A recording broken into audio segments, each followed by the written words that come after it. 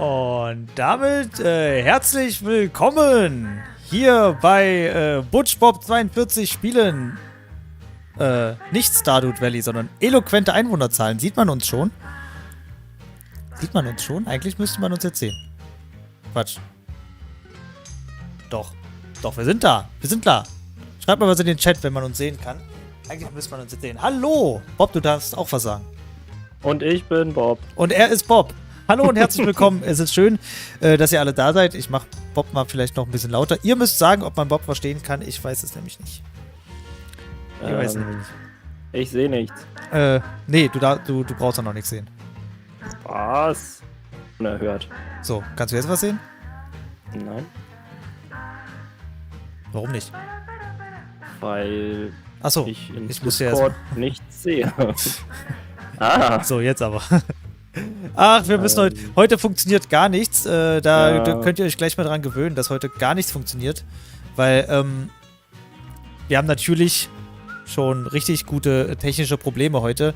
Bob werden wir nämlich gleich ausschalten müssen. Leider. Also, wir müssen Bob ausschalten. Notschlachtung. Geht nicht mehr. Notschlachtung von Bob. Weil der gute Bob sonst immer stehen bleibt. Also sein Bild bleibt immer stehen heute irgendwie. Es ist total komisch. Es macht doch keinen Spaß.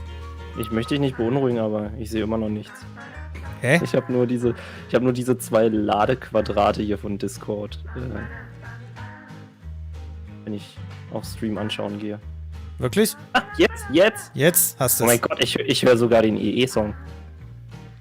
Ja, den EE-Song kannst du auch hören. Geil. Den habe ich auch angemacht. So, Leute, wunderschönen guten Abend erstmal. Guten 19:04 Uhr. Hallo Lorena, hallo Sally, hallo Flasky. Bob ist auch dabei, das ist schön. Ja, wir sind Butch Bob 42. Wir spielen mal wieder eloquente Einwohnerzahlen mit technischen Problemen. Wie immer, fühlt euch ganz viel zu Hause. Wie findet das Spiel heute statt? Bob, möchtest du heute mal die Regeln erklären? Nö. Ich kann es aber trotzdem machen. Dankeschön. Wir wählen uns gleich zufällig eine Stadt, eine Gemeinde, ein Dorf aus vorzugsweise Deutschland aus, zufällig. Gucken uns da mit Google Maps um, eventuell auch mal mit Google Street View ein bisschen, lesen uns diverse lustige Rezensionen vielleicht durch von irgendwelchen Orten und anhand dieser ganzen Informationen, die wir da bekommen, sehen können, müssen wir schätzen, wie viele Einwohner hat dieses Dorf, diese Stadt, diese Gemeinde. Das wird dann abgeglichen meistens mit dem Wikipedia-Artikel und wer am nächsten dran ist, bekommt einen Punkt. Und wir spielen quasi Butch gegen Bob gegen Chat. So sieht's aus. Und das Gewinni kriegt gar nichts und das Verlieri kriegt gar nichts. Ja. Das ist absolut richtig. So wird es vonstatten gehen. Gibt's noch irgendwas zu sagen? Nee. Hallo Eviana, schönen guten Abend. Schönen guten 19:06 Uhr. Auch an dich. Kann ich eigentlich hier drin schreiben? Nee, irgendwie kann ich hier in den Chat nicht reinschreiben, was total dumm ist eigentlich. Oh mein so. Gott, das Bild wackelt. Ich muss mal kurz testen. Du hast übrigens den Top-Chat an und nicht den Live-Chat. Stimmt. Deswegen kommt das so komisch da bei dir. Ja, ja. So. Ansonsten müssen wir mal gucken, ob ich hier das machen kann. Achso, und Sally, ja, mein Bild hängt nicht, ich bewege mich einfach nur so unglaublich langsam. Ja. Nee, das funktioniert Ich liebe diesen Song. anscheinend nicht. Was, Bob wins? Was Ja, passiert dann? eigentlich sollen wir ja Punkte kriegen hier. Ach ja, es gibt warte, natürlich pro einmal richtig geraten, gibt es einen Punkt. Es eigentlich. gibt keine Minuspunkte. Wir haben sowas wie Joker oder so noch gar nicht. So irgendwelche Lifelines, Joker, Multiplikatoren-Dinger. Müssen wir uns vielleicht mal was Cooles überlegen. Ich muss mal kurz gucken, wie ich am besten. Ja, es ist heute echt ein bisschen doof, muss ich ehrlich zugeben. Das funktioniert heute ging noch alles. heute ging alles schief, was nur schief gehen konnte. Ja, und das ist ein bisschen nervig, aber wir haben ja Zeit, ne? Genau.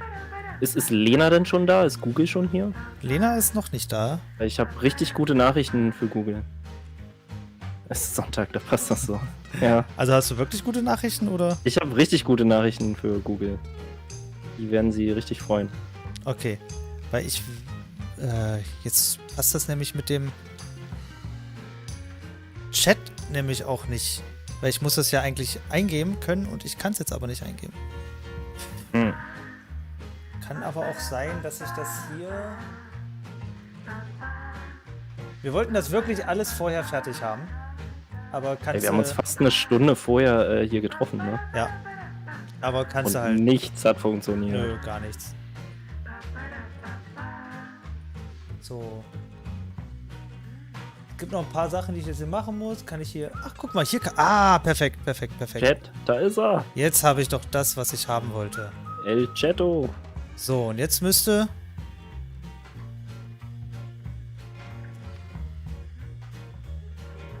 Er hat jetzt einen Punkt, aber der Punkt wird nicht angezeigt.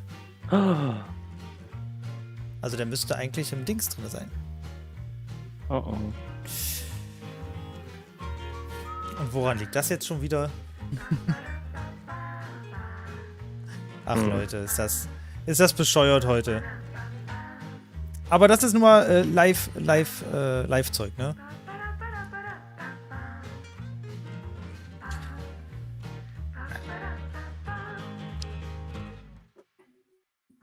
Spiel denselben Song nochmal. Geht sofort los. Könnt ihr die Musik eigentlich hören? Denselben Song und los. So, Punktestand. Den kann man dann sich so angucken. Das ist ja schön. Hier ist Butch wins. Butch hat jetzt einen Punkt. Naja. Hier ist aber bewusst, dass das anscheinend nicht der YouTube-Chat ist.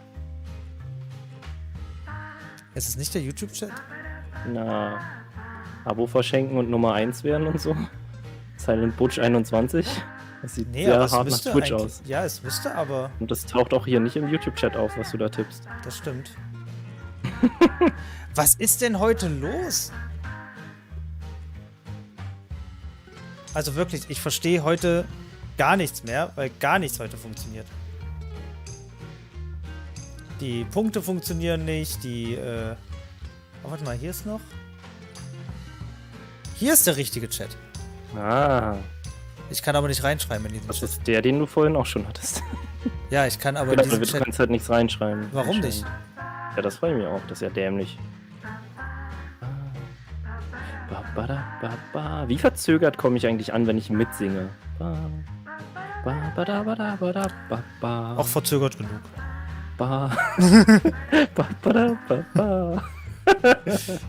Verzögert genug wofür? Dann muss ich das halt immer so eintragen, weil wenn ich das jetzt mache, pass auf. Was denn? Ja, Bob wins steht da. Passing error at position. Cool. Heute geht gar Es nicht. ist super. Es funktioniert einfach heute gar nichts. Weil alle streamen. Wir müssen uns heute, den schreiben wir heute auf. Okay. Der Chat braucht ja sowieso noch einen Team-Captain. Genau, ihr könnt ja derweil schon mal einen Team-Captain wählen. Muss vielleicht die große... Ich weiß, was ich... Nein, keine Sorge, Flasky, es ist alles genauso, wie es... Also ich habe es so geschrieben, wie es schreiben muss. Ja, komisch. Das ist halt das Geile, ne? Also es hat halt schon so oft alles funktioniert. Ja. Und heute halt einfach. Und heute gar nichts. OBS heute gar nichts. Was ist denn das jetzt? Streamlabs? Stream Elements? Stream Elements, ja. Und heute sagt Stream Elements, nö. Nö, heute einfach nicht. Naja, kann man nichts machen. Hört ihr die Musik? Das ist doch eine Frage, die ich habe, ob ihr die Musik auch hört. Ich höre sie. Du hörst sie, das ist cool. Aber ich höre immer nur denselben Song. Ja, es ist auch immer nur derselbe Song heute. Aber, was war letztes Mal schon nur derselbe Song?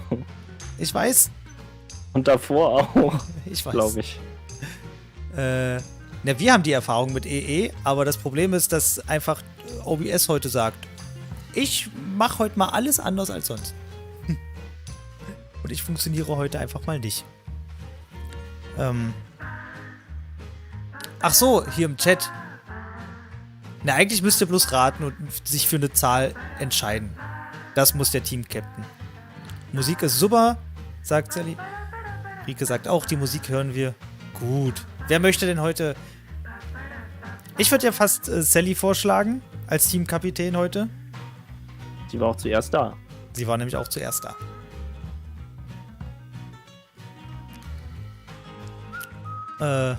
Will sich der Song... will sich auf dem Discord.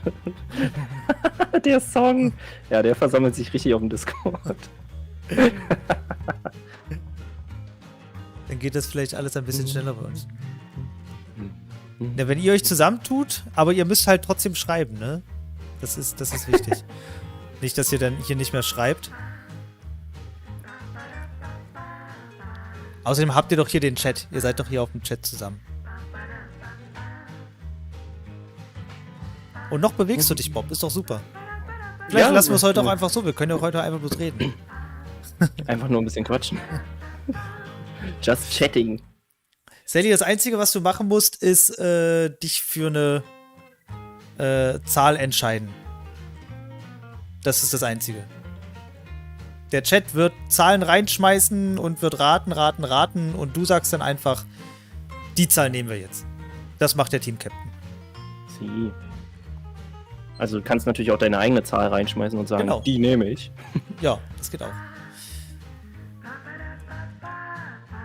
Bei Sally geht Disconnect schon gar nicht.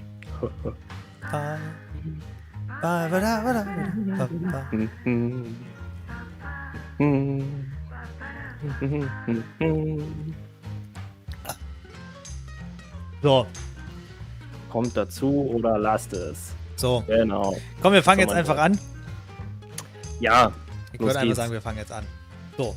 Dich mache ich weg, habe ich gehört. Mach mich mal. Schalte mich mal aus. Plopp. Weg ist er. Aber ihr hört ihn immer noch und das ist doch gut. Das ist doch das Wichtigste, dass ihr Bob auch immer noch hört.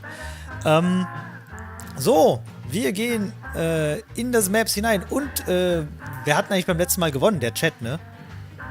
Ich glaube, es war der Chat, ja. Ich glaube auch, das war der Chat. Der Chat darf sich jetzt aussuchen, ob erster Quadrant, zweiter Quadrant, dritter Quadrant oder vierter Quadrant. 1, 2, 3, 4. Und dann zoomen wir da rein und suchen uns eine Region, ein Städtchen, eine kleine Ortschaft aus, um die wir uns dann heute... Und bis sich der Chat einigt, trinke ich was. Ja, trink mal was. Das dauert ja manchmal ein bisschen. Ach, der Chat ist heute so langsam. Die ganze, was Stationen mitspielt. Ah. Ja, klar, warum sollte die ganze Station nicht mitspielen? Hey, je mehr, desto besser. So, Flasky sagt... Hey, mir fällt gerade auf, ich kann gerade einen Haufen Quatsch machen, weil man sieht mich eh nicht. Ja, man sieht dich nicht mehr, das stimmt.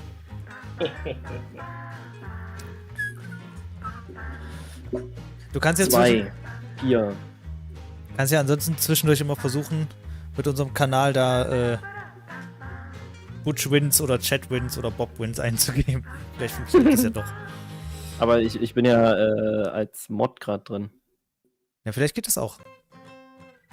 Kannst du es ja mal versuchen. Ja,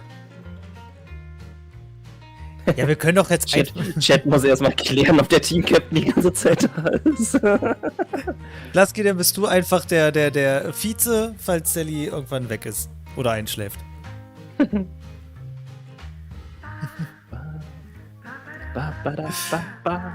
So, wie lange läuft denn das jetzt hier schon? Die Musik oder der Livestream? Wir sind schon eine Viertelstunde online. Das ist ja auch schön. Ach Leute, ey. Ja, Flasky, du bist doch Vize. Ist doch gut jetzt. Hast du. Bist du. Darfst du sein. Versprochen. Okay. Herzlich willkommen zu Fail 42. Du wackelst viel an deinem Mikro rum, Bob. Das hört man. Nee, gar nicht. Doch.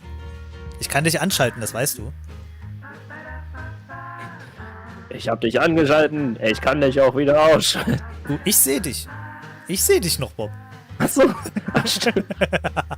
Oh. Oh. Dann zieht die Hose wohl lieber wieder an. Was unterstellst du mir da für Dinge? Ja, weil ich gesagt habe, dass sie vielleicht einschläft. Ja, stimmt, es ist ein bisschen sehr verzögert. Das stimmt, es ist bestimmt eine 20 Sekunden verzögert. Eine Viertelstunde? Achso. Aber guck mal, der Stream Element Spot, der funktioniert. Für den Warum Discord. steht da Boch? Warum steht da Boch auf mir? Das weiß ich nicht. Das war der Praktikant. Genau, 2 und 4 wurden vorgeschlagen. Welche Quadranten nehmen wir jetzt?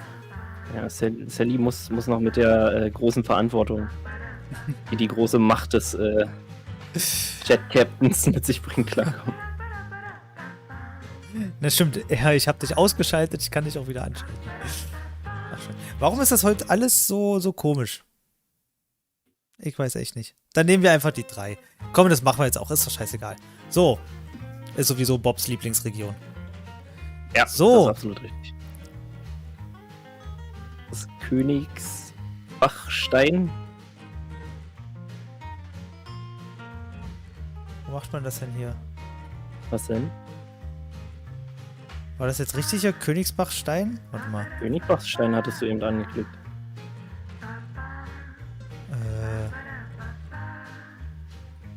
Ist das ein Ort? Ja. Das sieht so aus. Eine Gemeinde im Enzkreis in Baden-Württemberg. Genau. Man sieht die Grenze gar nicht so richtig, Jetzt oder? sieht man. Ach, doch, Ah, so. Das ist aber viel Ackerland, ne? Viel Acker. Viel Acker. Komm, dann gehen wir erstmal rein hier. Zum goldenen Lamm. Ganze Menge Häuser. Warte mal, zum goldenen Lamm. Ja? Du kennst doch die Schützenliesel-Polka, oder? Nee. Du kennst nicht hier Schützenliesel. 3-mal hat's gekracht. Bum, bum. Nee, kenn ich Egal, nicht. jedenfalls in der ersten Strophe heißt es irgendwie, heute ist Schützenfest im goldenen Lamm, nicht zum goldenen Lamm. Okay. Ah. Die ganze Story ist hinfällig. Kindergeburtstag mit Ponys, Jost und Stein. Was? Was? Jost? Was ist Jost? Weiß ich nicht. Kann man nicht irgendwie hier diese... Felsomat, Hier kann man die GmbH und Co. Felsomat. Alter, es gibt echt viele Wege da auch. Ja, ey, guck mal hier. Gehen wir mal rein. Also es gibt sehr viele Häuser. Es gibt sehr viele Straßen. Hier, die Verzögerung scheint echt krass zu sein. Ja, nee, die ist heute wirklich krass heute. Ich weiß nicht warum. Ich habe keine Ahnung, warum heute alles komisch ist. Brautmode gibt's, im Brautmodengeschäft gibt's Es hier. gibt übelst viele Häuser. Es gibt Und wirklich das sehr sieht doch viele alles Häuser. so nach so Einfamilienhäuser-mäßig sieht das auch Ja, Mann. aus. Montana bei Ja. Tatjana. Was? Das ist super. Okay. Hat noch bis 22 Uhr offen. Ne? 4,6 Sterne ist auch gar nicht so schlecht. Residenz, Wohnbau und Immobilien, Ingenieurbüro, Kaucher. Ja, Horst schon Fuchs. echt einiges. Horst Fuchs. Eine Autowerkstatt, okay. Autohaus Eitel, Casa Alessaya. Obst- und Gartenbauverein. Gibt's siehste, das Wichtigste. Gibt's einen McDonalds? Gibt's einen McDonalds? Das ist eine gute Frage. 25.000 Einwohner Indikator. Spindlers S-Bar. Gibt's da überhaupt, wie sieht denn das straßentechnisch aus? Sind die an der Bundesstraße, an der Autobahn, Das ist eine gute irgendwas? Frage. Weil ich sehe da bisher nur so Kreisstraßen, Landstraßen. Da Ja, hinten geht eine Bundesstraße lang, aber das mit den Wegen ist Düsseldorf. halt echt immer so ein bisschen nervig hier. nee. Nee, Aber guck mal, da geht eine S-Bahn durch. Von wo kommt denn die S-Bahn? Oder wo geht denn die hin? Hm. Also in welche große Stadt geht denn die? weiß gar nicht. Mal gucken, was hier in der Nähe ist.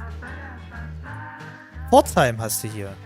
Ah, okay. Guck mal, und natürlich hier dann Karlsruhe, ne? Ach, Karlsruhe. Ist klar. Ah, Wie viel McDonalds? Bisher gar kein McDonalds, wenn ich das so richtig sehe. Tatsächlich. hm, Ähm, Standstechnik. Kannst du nochmal auf die Felsomat GmbH und Co. KG? Ja, auf das gehen. Ich will mal wissen, was das Automationsunternehmen. Aha. innovativ, aber anstrengend. Was? Was? 5 Sterne, alles klar. Habt ihr abgeladen. Leider auf der Straße etwas beengt, weil gegenüber auch noch eine Firma ist, aber sonst ja nicht. Wenig Geld für viel Arbeit. Ist das nicht... Achso, ja, kommt drauf an. Aus welcher Perspektive? Das soll hier nicht immer aufgehen an der Seite. Das ist voll nervig. Ja, du... Ja. Ich hab ja eine Vermutung. Ich halt nicht. Die erste Schätzung ist immer die schwerste. Ja. Man muss erstmal wieder reinkommen. Was sagt denn der Maßstab? Den sehe ich bei dir gar nicht. Das ist bei jetzt mir irgendwie rechts 100 Meter. abgeschnitten. Was ist 100 Meter? Na, so 1 Zentimeter ist 100 Meter hier. Warum ist denn das Bild bei mir rechts abgeschnitten? Ja, damit man nicht... Also ich musste das so ein bisschen anpassen heute. Oh. Das ist doof. Na gut. Wie gesagt, heute funktioniert nichts. Okay, na gut. Zu der Gemeinde gehören ja jetzt quasi 2 große Orte. Habe ich das richtig gesehen in der Grenze? Genau. 2 große Orte, also 2 große Orte und eine Menge Einfamilienhäuser. Acker. Okay. 4500, viel zu wenig. Viel zu wenig. Ich sag, das sind viel, viel mehr. Bestimmt 4503. Nee, ich würde mich mal weiter rauslehnen und sag, das sind locker 23.000. Achso, ich muss ja reinschreiben, ne? Ja. Dragonfighter! Guten Abend! 23.000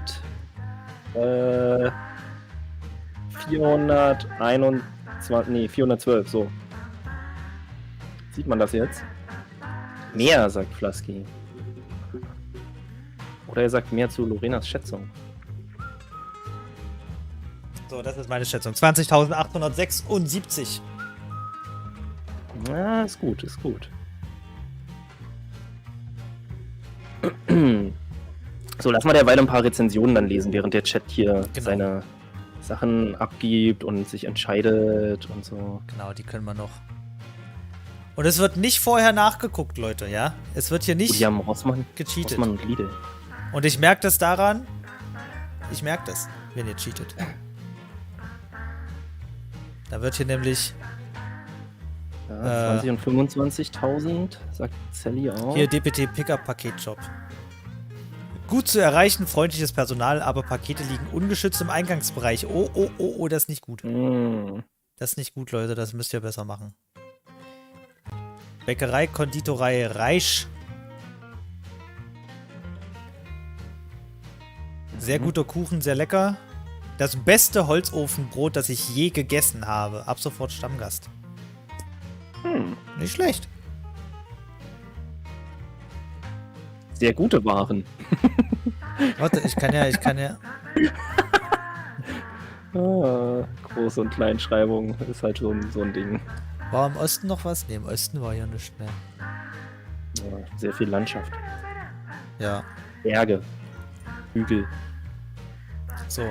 Leute, das ist Baden-Württemberg. Alles mit über 20.000 Einwohnern hat ein eigenes Kennzeichen und wäre einigermaßen bekannt. Ja, sag das mal nicht so laut. Ja? 27.001. Okay, der hat genau nachgezählt. Es geht um den Ort Königsbach-Stein. Also die Ortschaft. Eine Gemeinde. Im Enzkreis in Baden-Württemberg. Genau. Vielleicht haben die ja ihr eigenes Nummernschild. Das kann sein. Maximal weil es ist eine Gemeinde. Es ist ja eine Gemeinde.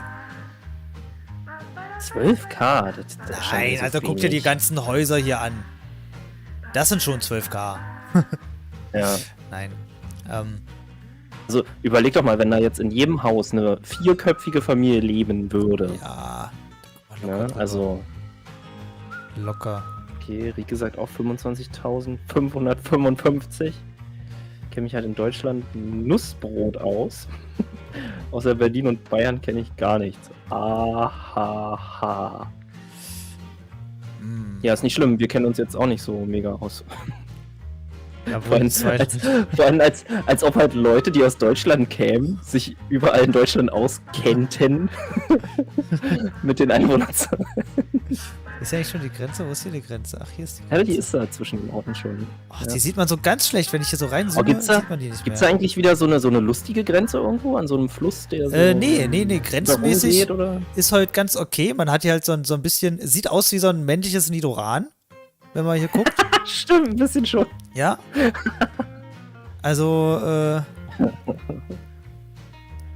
Na gut, dann sind es so, circa Sally, 90.000. musst du, also Sally, wie gesagt, du bist Captain heute, du musst Du entscheidest jetzt. du für eine entscheidest, Zahl. du entscheidest. Los, ich will noch eine Rezension. Komm. Na, eine machen wir noch. Hier, Kindergeburtstag bei Ponys Jost 4,8 ist eine hohe Bewertung. Danke für den wunderschönen Kindergeburtstag unserer Tochter. Ja, wir wollen die schlechteren Rezensionen eher lesen. Okay, na, dann gucken wir mal. Komm, die schlechteste ist immer gut. Hier ist eine mit einem Stern. Oh. Was war da los? Niedrigste Bewertung. Der Tisch war... Der Tisch war schmutzig groß und wurde erst nach Nachfragen geputzt und mit einer billigen Ausrede verschönert mit den Worten: Normalerweise wird er nach der Feier gereinigt. Naja, das Trampolin war kaputt. Dazu sagte sie nur: Gott. Ja, passen Sie bitte auf, dass kein Kind drauf geht. Sie ist dann auch gleich verschwunden. Da sie ja noch Arbeit erledigen muss. Ist ein Saustall, nicht empfehlenswert. So, Antwort von Inhaber, das mag ich. Der Tisch wird nach jeder Feier immer gereinigt. Leider hatte ich ihn vor der heutigen Feier noch nicht gereinigt und der Staub von 2 Tagen, da wir gerade Ernte haben, lag darauf. Auf Hinweis daraufhin habe ich es aber sofort erledigt und mich entschuldigt. Der Hinweis zum kaputten Trampolin war nur gut gemeint. Es gehört eigentlich gar nicht zum Programm dazu und hätte ich auch gar nicht erwähnen müssen. Und verschwunden bin ich erst, als ich der Familie den Platz um 14 Uhr gezeigt hatte und sie auf meiner Nachfrage hin nichts mehr brauchten. Das Ponyprogramm war nämlich erst um 15 Uhr gebucht und somit auch mich. Und ja, ich hatte noch Arbeit, die darf ich ja wohl noch erledigen? Fragezeichen, Ausrufezeichen, Punkt. Und als ich um circa 14:30 Uhr kam, war die Familie weg, ohne Absage oder Info. Natürlich auch ohne Bezahlung.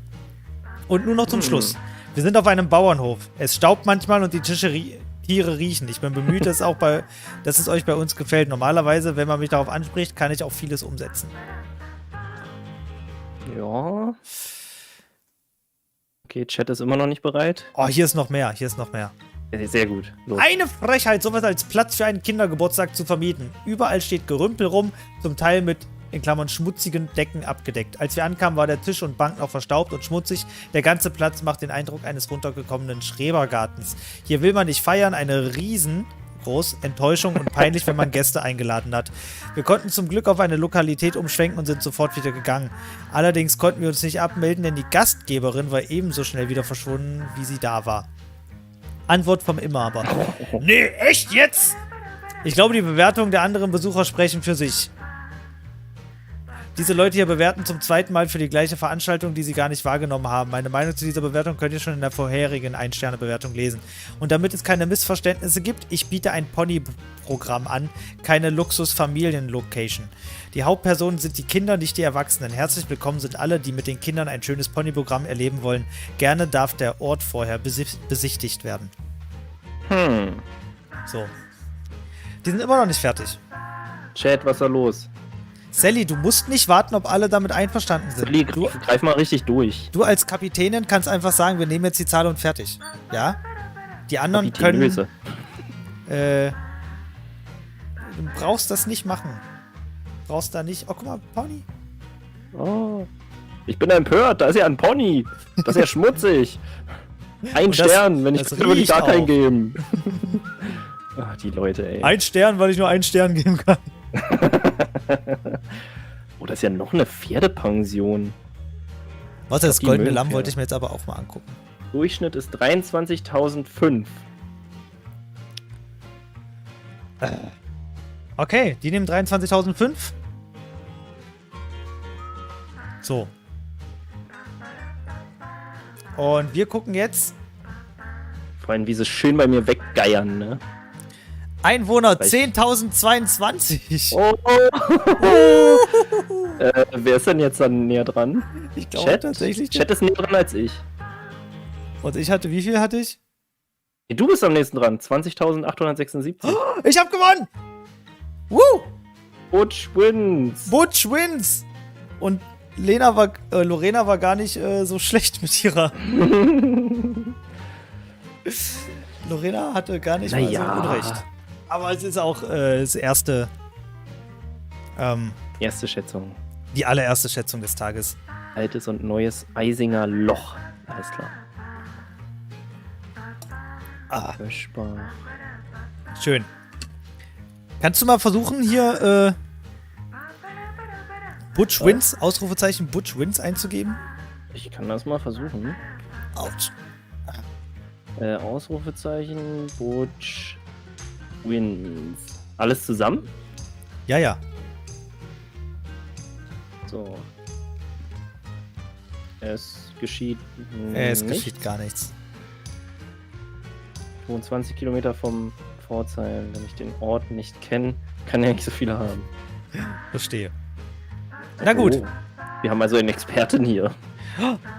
Da steht jetzt, diese Runde geht an Butch. Er hat jetzt einen Punkt. Ja, geil. Ja, eigentlich sollte man den Punkt unten sehen. Da, wo Butch steht. Aber es funktioniert ja heute irgendwie nicht. Keine Ahnung. Aber was gut ist, dann können wir nachher doch noch den Punktestand selber, können wir nachher doch noch uns anzeigen lassen. Im Chat zumindest. Sodass wir hier nicht cheaten können. Das ist gut. Das ist gut. Machen wir weiter? Ja, neuer Quadrant. Gut, neuer Quadrant. Ich darf aussuchen. Fällt mir gerade ein. Do it.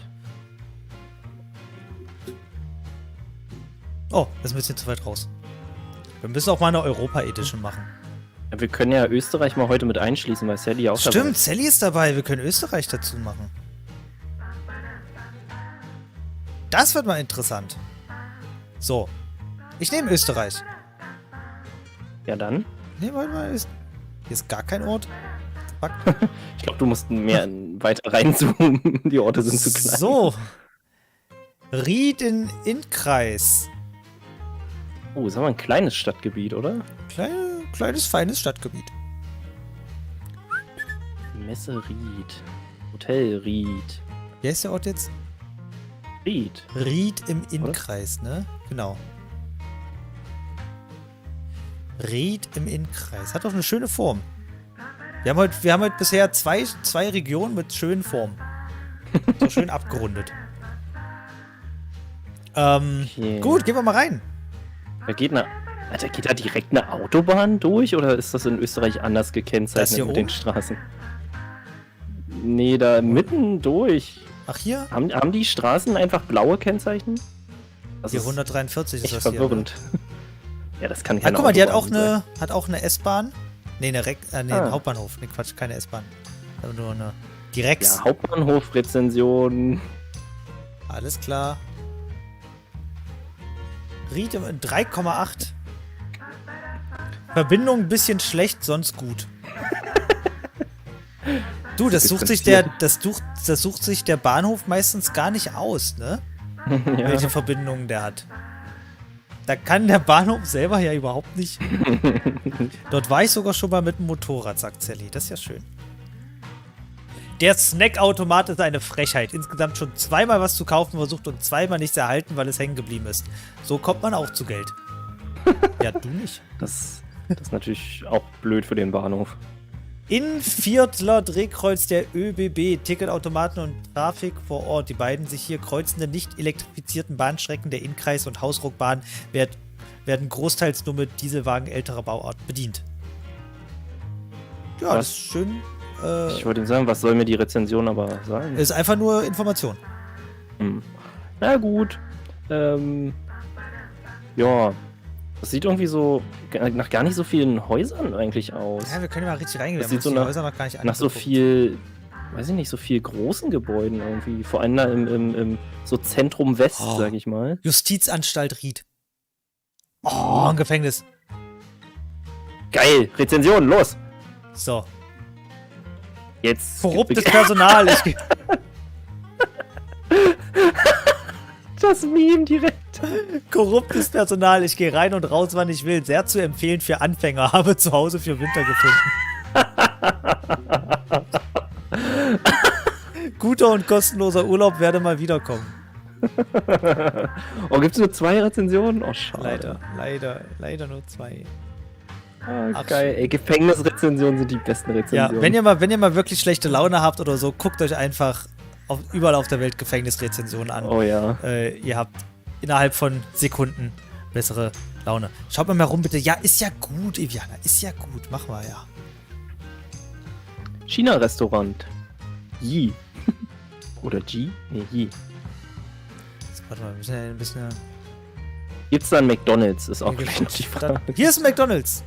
Echt? Tatsächlich. Okay, dann locker schon mal 25.000 Einwohner. Locker schon mal 25.000. Leider war der Käse nicht durch beim Cheeseburger. Nuggets sind okay gewesen, allerdings ist alles um 10 bis 20 Cent teurer als bei anderen McDonald's. Der in Völklerbruck ist viel besser. Was ist das für ein Personal? Erstens, ich bestelle 2 Cheeseburger ohne Gurke, ohne Zwiebel und die Leute geben mir mit Gurke und Zwiebel inkompetent. Das ist wirklich, also da ist anscheinend gerade viel los. Leute, könnt ihr nicht bringen. Könnt ihr wirklich nicht bringen. Maximarkt. Ich muss auch mal gucken, dass ich den Ortsnamen wiederfinde. Dann bin ich nämlich die Grenzen. Österreich. Dann nämlich auch, Aber guck mal, so viele Häuser haben die nicht, oder? Nee, weiß nicht, warte, wir können Das ja ist mal... halt alles so viel Dienstleistungszeug und so. Naja, so also es gibt ja schon, Hallen du hast hier... und so. Du hast hier schon, Aber das da ist doch nix. Nee, Ja, aber Häuser. ich meine ja nur. Guck doch, das sind alles irgendwelche Geschäfte, weiß nicht, so alles so, Hier ist ein nicht Lamborghini. Industriegebiet, wie heißt das? Gewerbegebiet. Guck mal, die verkaufen ja sogar Lamborghini. Ja, dann wohnen da nicht viele. Die Heißt pendeln es nur. Nee, Lamborghini heißt das ja nicht, Lamborghini. Ich bin so ein Idiot. In Italien heißt es bestimmt Lamborghini. Nein, es heißt Lamborghini. Es heißt ja auch nicht Spaghetti, sondern Spaghetti. Spaghetti. Oh, Spaghetti. klingt eigentlich schon viel geiler, muss ich zugeben. Das klingt leckerer, oder? Richtig schön Spaghetti. Sally ist schon mal bei 11.000. Okay, mehr als 13.000 auf keinen Fall. In Österreich ist das kein Indiz. Schwierig. Aber mir gefallen ja die Straßenformen so teilweise. Die sind richtig schön. Echt? Na, es ist mal was anderes. Aber wirklich sehr viel. Die anderen sagen. Guck mal, die haben einen schönen Pool. Ich will auch so einen schönen Pool haben. Ja, macht aber schon Arbeit, so ein Pool. Ist mir scheißegal. Oh, dafür hat man einen Poolboy. Deswegen doch. Alter, hier! Wow. Kannst du mit Google Street View in den Ort reingehen irgendwie so ein bisschen? Dabei. Ach, ich wollte eigentlich 14K, sagt Lorena. Dragonfighter sagt 12.509. Ach, guck mal hier in die Straße. Siehst du, Österreich ist nämlich nicht so rückständig wie Deutschland. Ne? Da kann man mal mit Street View reingehen. Volkshilfe! Wir bitten um Textilspenden. Wer bist du denn? Ja, ist doch schön da. Hundi!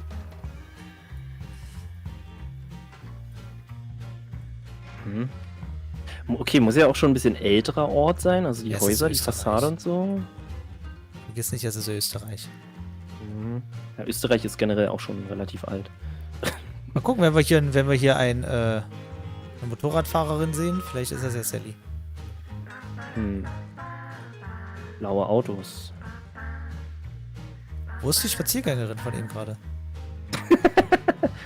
Die hast du im Blick, ne? Da ist sie noch. Guck mal, die hat ein Geschenk. Die geht zum Geburtstag. Los, verfolgt die. Naja, wenn wir jetzt mal gucken. Also auf eine nicht triebtäterische Art. Ja. Aber warum ist sie weg? Weil das Google-Auto ist wahrscheinlich andersrum gefahren, oder? Ja. Warte, wenn ich jetzt mal gucke. Da ist sie noch. Aber wir sind auf der Seite. Egal, ich gehe mal noch einen Schritt weiter und guck, ob sie... Nee. Weiß ich nicht. Schwierig. Vogelweg, alles klar. Für das E war kein Platz mehr. Ach, das ist ja cool. Jetzt in Street View haben sie jetzt auch die Geschäfte, sodass man die dann anklicken kann. Hallo. Guck mal, Partystraße. Geil. Cool. Was haben wir hier? Was? Normals? Kettenschmiede? Bormalz. Kettenschmiede. Röck. Röck. Na gut. Voll schön mit den Blumen. Guck mal, hier sind die Motorräder. Hier ist bestimmt Sally. Ja.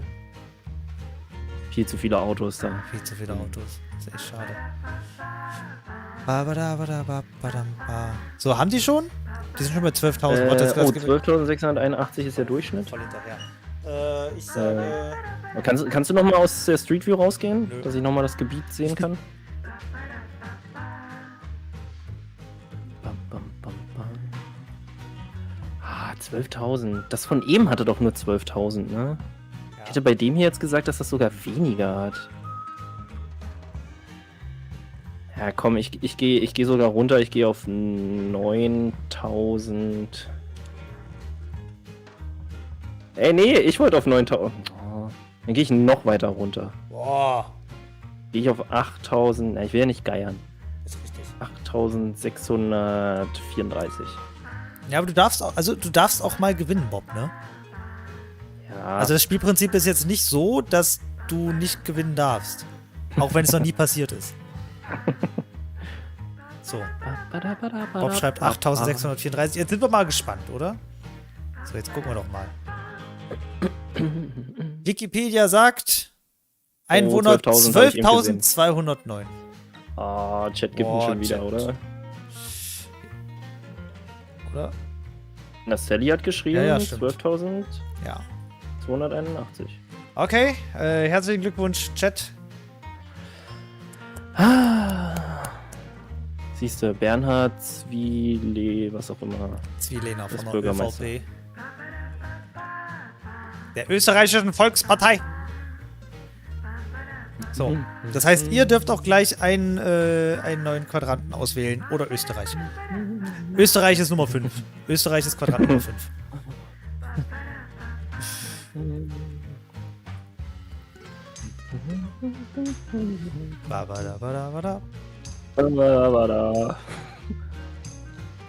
Hängen die so weit hinterher? Ihr seid doch schon fertig.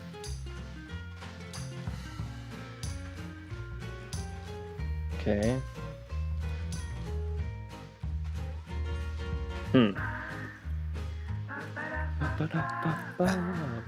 So, Eviana sagt 1. Dann gehen wir in die 1 rein. Da müssen wir jetzt nicht ewig warten. Wir Wie wollen gesagt, auch 1. Siehst du, dann gehen wir in die 1. Ist ja quasi schon 2/3 Mehrheit. Und heute gehen wir nach Ankershagen. Oh. Komische Grenzen. Gibt's hier überhaupt was? Da ist Friedrichsfelde. überhaupt nichts, Alter. Doch, Friedrichsfelde ist da. Ja, Friedrichsfelde hat 12 Einwohner. Und Komm, ich glaub, die Häuser können wir ja schon fast zählen. Alter, und hier, das versorgt ganz Friedrichsfelde, glaube ich, mit Strom. Krass. Aber finde ich gut. Photovoltaik auf so eine Fläche, das lohnt sich schon. Das lohnt sich. Nee, es ist wirklich eine krasse Verzögerung. Ich weiß, da kann heute aber niemand was dran ändern. Obwohl, ich könnte mal probieren. Ich glaube, das geht heute wirklich nicht anders. Ich würde gern... Hat eigentlich jemand geschrieben hier... Chat wins? Ach so. Warte, ich habe mal Hab ich probiert. vergessen. Vielleicht geht's. Mal kurz Chat gucken. wins.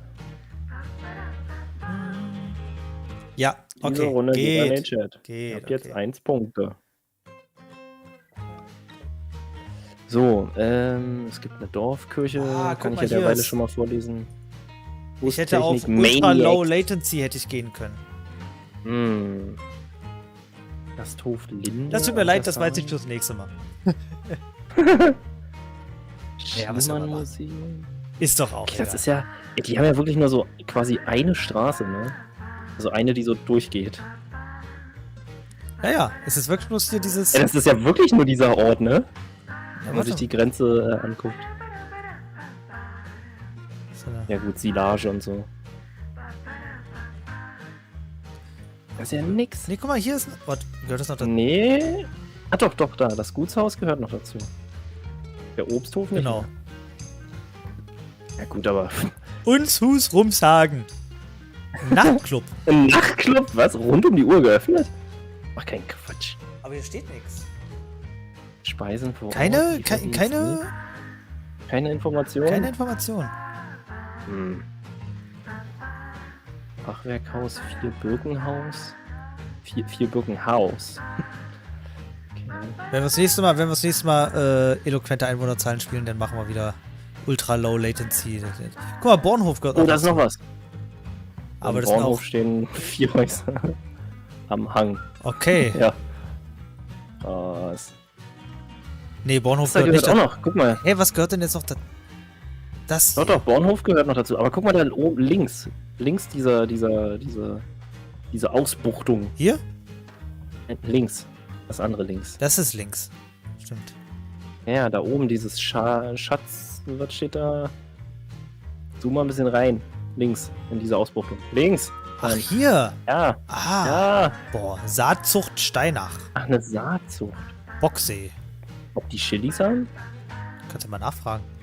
Hm. Was in uns Hus passiert, bleibt in uns Hus. Nächstes Bubo-Fan-Treffen im Unshus. Alles klar. Alles klar, ich rufe an, ich sag Bescheid. Die Sportplatz. Was ist denn, ist dieser Sportplatz überhaupt ein Sportplatz? Oder stand das nur Oder so ist das da? ein Sportplatz? Wo ist der Sportplatz? Also weil unten, Süden des Dorfes. Da. Vorübergehend geschlossen, ja. Weil da gemäht wird, oder? Weil im Sommer wird der Sportplatz als Getreidefeld benutzt. Krass. So, okay, also wir haben jetzt... Parkplatz 3 Havelquelle. Ortschaften? So, lass mal. Da läuft die Havel durch. Groß und kostenfrei, aber man muss bedenken, wo man hin will. Keine zentrale Lage im MNP. Kostenfreier Parkplatz, teilweise mit festem Untergrund. Das ist doch schon mal nett. Das ist schon mal richtig nett. Aber gab es auch schlechte Rezensionen? Nee. Wo ist denn der? Wo ist denn... So, was machen wir? Was machen wir? Ich bin echt am Überlegen. Boah, ey, da ist so nix. Also wirklich jetzt. Recht viel mehr als 1K. Ich hätte sogar noch weniger fast gesagt.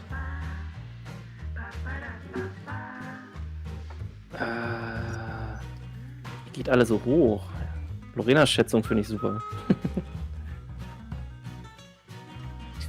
Mehr als 376 mache ich nicht. Okay. Okay, so wenig hätte ich jetzt auch nicht gedacht. Das ist schon dolle wenig. Ich sag solide 912. Weil das Problem gerade in Mecklenburg-Vorpommern ist, selbst wenn da Häuser stehen, heißt Sind es die leer. nicht, dass da auch Leute drin wohnen. Ja. Los komm, gib mal hier noch ein paar Rezensionen derweile. Während der Chat mit der hohen Latency jetzt hier Ja. erstmal einen Durchschnitt ausrechne. Ich wollte mir das Gutshaus noch Ergebnis. angucken. Keine. Ja, die Leute. Rezension. In MacPom gibt's nicht mal Rezensierende.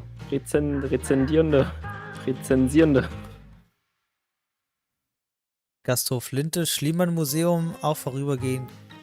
Ja komm, im Museum gibt's doch Bewertungen. Ja. Schön gepflegte Anlage, sehr kinderfreundlich, nettes Café. 7 Euro Eintritt für Erwachsene, das ist zu viel für das, was man geboten bekommt. Immer gibt's Leute, die meckern, ey. Interessant, informativ, sehr freundliches Personal. Alter, 249 Berichte waren das. Ja, echt eine ganz... Ja, gib uns mal die schlechtesten Bewertungen hier, komm. Selbstverständlich. So, in der Nebensaison innerhalb von 2 Jahren 4 Anläufe, 4-mal geschlossen, ständig Bauarbeiten. Haben es nicht nötig. Okay.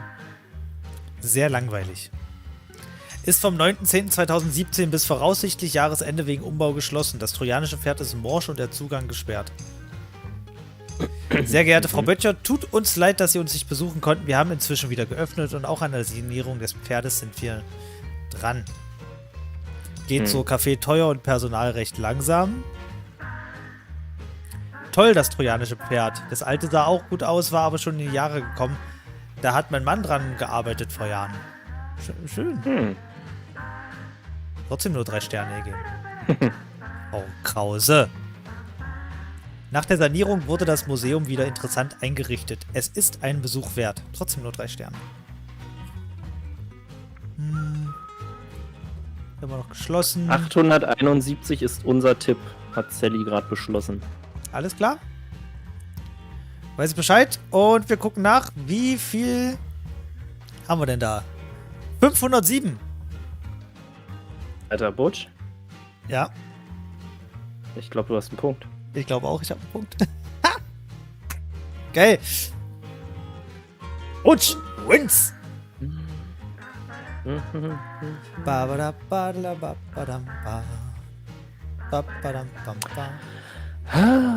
Ich mich doch Hast du eingetippt? Nein, ich mach Butch wins? Achso, okay. Do it.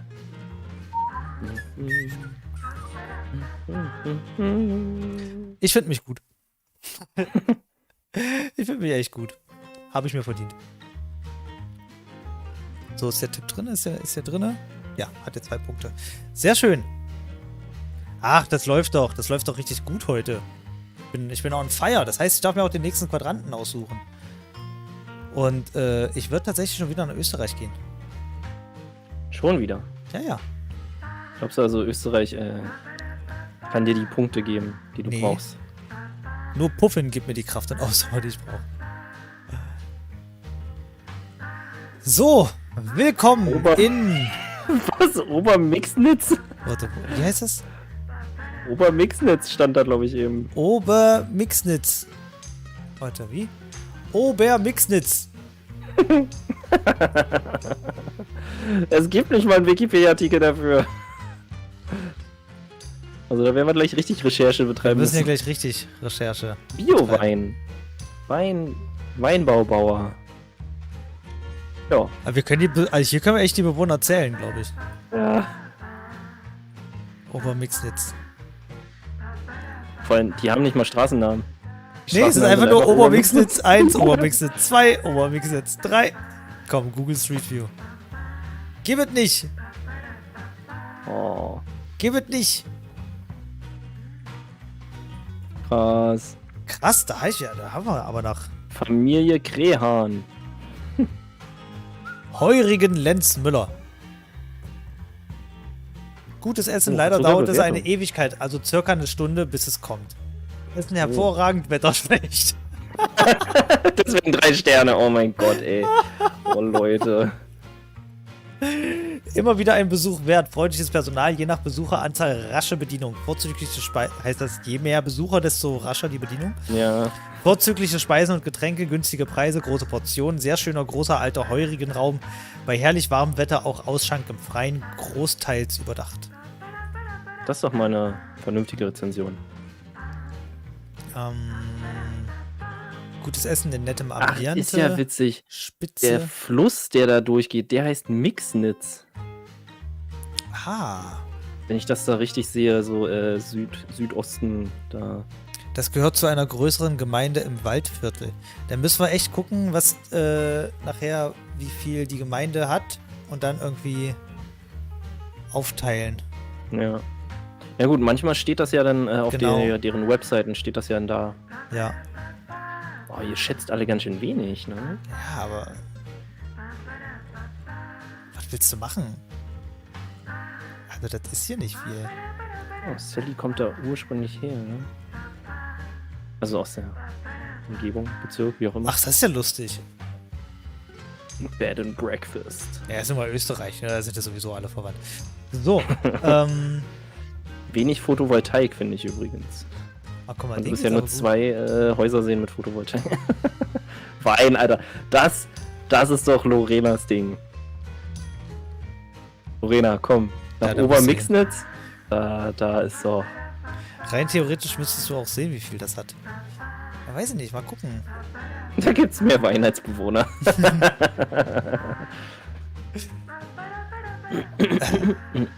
Ja, viel können wir hier nicht mehr gucken. Habt ihr jetzt schon eine Zahl? Habt ihr euch schon eine Zahl ausgesucht jetzt?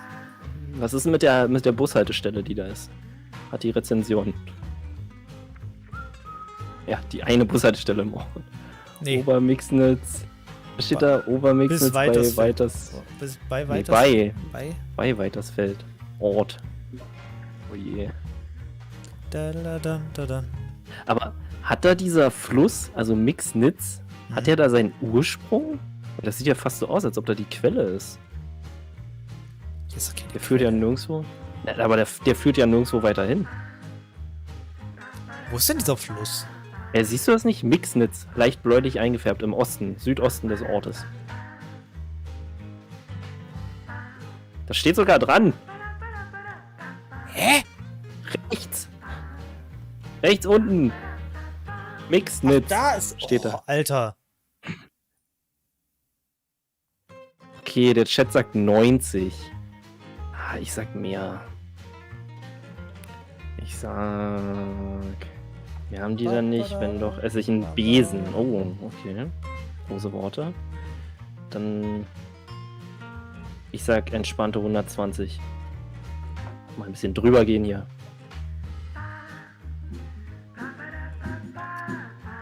Ich sage 86.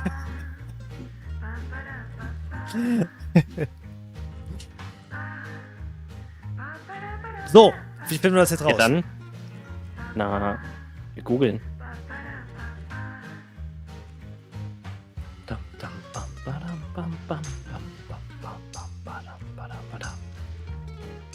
Obermix Hast der du schon Einwohner. Nee, das ist von Weitersfeld, die ganze Bevölkerung. Die ganze Bevölkerung von Weitersfeld ist 1648. Oh, okay. Okay. Ah! Hier steht sogar. Alter Ja, Bob. wie viel? Was denn? Ah, nee. Oh, Bob. Oh, Was denn? das hätte dir gefallen. Pass auf. 2001 waren es 119. Oh. 2011 112. Oh. 2021 100. Moment, das bedeutet, dass der fucking Chat näher dran ist. Oh Mann! Dass der fucking Chat näher dran ist. Die 119. Der demografischer Wandel. Ich hätte dir das so gegönnt, ey. Hätten wir das vor 20 Jahren gemacht, hättest du gewonnen. Ach stimmt, jetzt habe ich hier die Seite auch. Ja. Ah, das tut mir so leid. Zensus, das ist eine Schätzung. Ah, okay, na gut. Vielleicht ist es ja höher. Wer weiß. Aber Ach, gut. ist das schade. Ach, ist Alter, das vor allem schade. 119. Aber gut. Chat wins. Mal wieder. Dieses Spiel wird nie langweilig.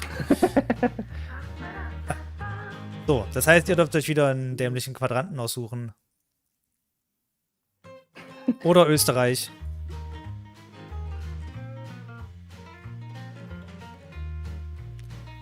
Aber nicht schlecht. Also wirklich 100, ne? Ja. Wirklich 100. Das ist, nicht, ist echt gut. Vor allem, so wie es auch noch da steht, so Schätzung. Ich mir denke, so lange dauert es jetzt nicht in diesem Ort mal die Leute zu zählen. Also können sie auch ruhig mal wirklich zählen und nicht einfach Aber nur echt, schätzen. da kannst du mal kurz sagen, meldet euch mal kurz. Kannst du durchrufen. Ja, deswegen. Kann ich mir das eigentlich auf die Nase setzen? Solange wir in Ö bleiben, kenne ich mich halbwegs aus. 2. So, dann gehen wir in die 2. Ab in die 2. Was haben wir hier? Essen. Oldenburg. Essen bei Oldenburg. So, jetzt haben wir auf jeden Fall wieder ein bisschen Das ist ziemlich viel Land. mehr mal Das wieder ist hier. sehr viel Land. Ja? Das sind sehr viele Einfamilienhäuser. Sehr viele Einfamilienhäuser. Hier haben wir ein bisschen mehr. Oh, warte mal, gehen wir noch auf den Ort ein bisschen und Ja. dann links dieser eine See. Wie sieht der denn bitte aus? Warte, Mann, links. Ich. Da unten dieser eine See, der aussieht wie so ein Gecko-Gebilde oder so. Ah, das ist fast stimmt. da, Alter. Hase-Zusammenfluss. Wie krass sieht das denn aus? Aussichtsplattform? Traumhaft schöner Platz. Wunderschöner, sehenswerter Platz. Natur pur, traumhaft schöner Platz, wunderschön. Was sind weitere? Das ist bestimmt ein Geocache. Die Homepage von Weitersfeld sagt sogar 134 Einwohner. Oh. Also das war jetzt die offizielle Schätzung von 2021, die wir da gesehen haben. Ja, vor allem jetzt ist der Punkt sowieso auch verteilt. Ja, Also. ja. Komm jetzt hier nicht mit Fakten. Nee, Fakten brauchen wir hier wirklich nicht. Das sieht wirklich cool So. aus, ey. Ja, ne? Mit Insel. Geil. Oh. Nice. Richtig gut. Da ist sowas von Geocache versteckt. Ich sag's dir. Pass auf. Ja. Voll schön. Ja, nicht ganz so schön da dann. Aber eine Ente! Oder was? Stimmt! Noch mehr Enten! Ja, jetzt sieht's gar nicht mehr so schön aus, ne? Ja. Aber ich glaube, es ist trotzdem sehr schön hier. Da kommt wahrscheinlich auf die Jahreszeit so ein bisschen an. Na, es ist vor allem wirklich cool, wie sich das hier so entwickelt hat, ne? Also was ist für So eine Auenlandschaft. Ja. Auenland! Freundlich! Oh, das was in den Boden gepflastert. 50, 60? Was steht da? 500? Over 600? 9000! Was? Nee, keine Ahnung. Ja, das ist auf jeden Fall eine... 6000. Nee. Sieht nach einer 6 Das aus. ist eine 6. Und dann 000. Ja, 6000. 0. Das ist bestimmt die Lösung von dem... Vom Geocache. vom Geocache. Die Bank ist... Nein, es ist einfach eine... komisch durch das Foto. Es ist eine 2009. Ah, okay, das ergibt Sinn. 2009 haben die das schon gebaut. Geil. Jetzt mal guckt Ja. hier... Ja, hier, gucke hier. In der ersten Hälfte des Jahres 2009. Ah, verstehe. Gut. Raus hier. Cool. Das ist schon cool. So, aber was ich hoffe was immer nur, gibt's dass denn ich da diesen jetzt so an dämlichen- Einwohnern? Dass ich das Ding wiederfinde, also den Städtenamen, das ist immer das Problem. Ja, wenn nicht, gibt's einen Main. Will ich Essen nicht. bei Oldenburg. Will ich aber mal nicht.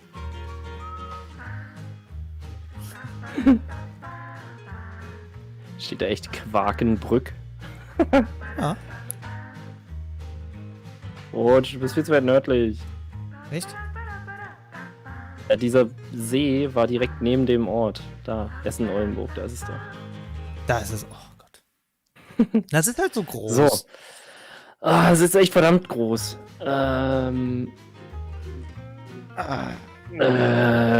Vogelsang Aliens. GmbH.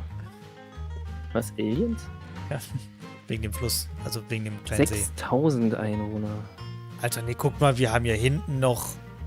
Ich hätte auch, Also es sind zwar wäre auch... auf mehr gegangen. Ich wäre mehr. Also bei der Aber Hecke wir sind so- anscheinend super viele Häuser dazu. Ja, vor allem total verteilt und du hast immer wieder so kleine Häuser hier überall. Und die haben Photovoltaik, also da leben wahrscheinlich noch Leute drin. Ost-West-Weg, West-Ost-Weg, Nord-Süd-Weg, Nord-Süd-Ost-West-Weg.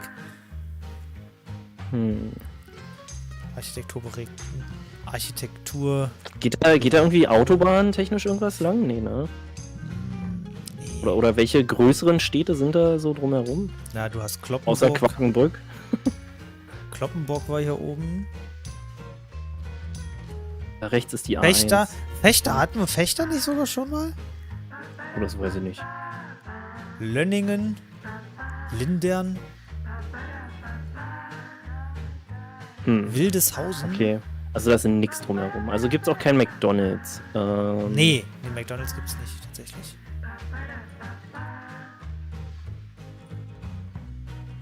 Ach so, 6000, weil da 6000 auf dem Boden stand. Okay.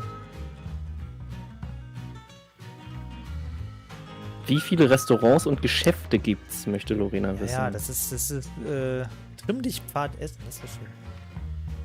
Du hast vor allem noch kleinere Orte hier, ne, überall. Das darf man halt nicht vergessen. Pizzeria Hot Spicy haben wir hier. Wir haben Geil. Spargelhof Klick Diers. direkt drauf. Kommt- Pizzeria Hot Spicy hört Ja, sich gut an. Sehr gut. Ist sogar geöffnet gerade noch. Geil. Sehr gute Pizza vor Ort gegessen, sehr empfehlenswert, schmeckt sehr lecker, Lieferzeit immer kurz.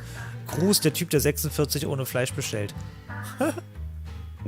Okay, jetzt die schlechtesten Rezensionen bitte. Alles klar.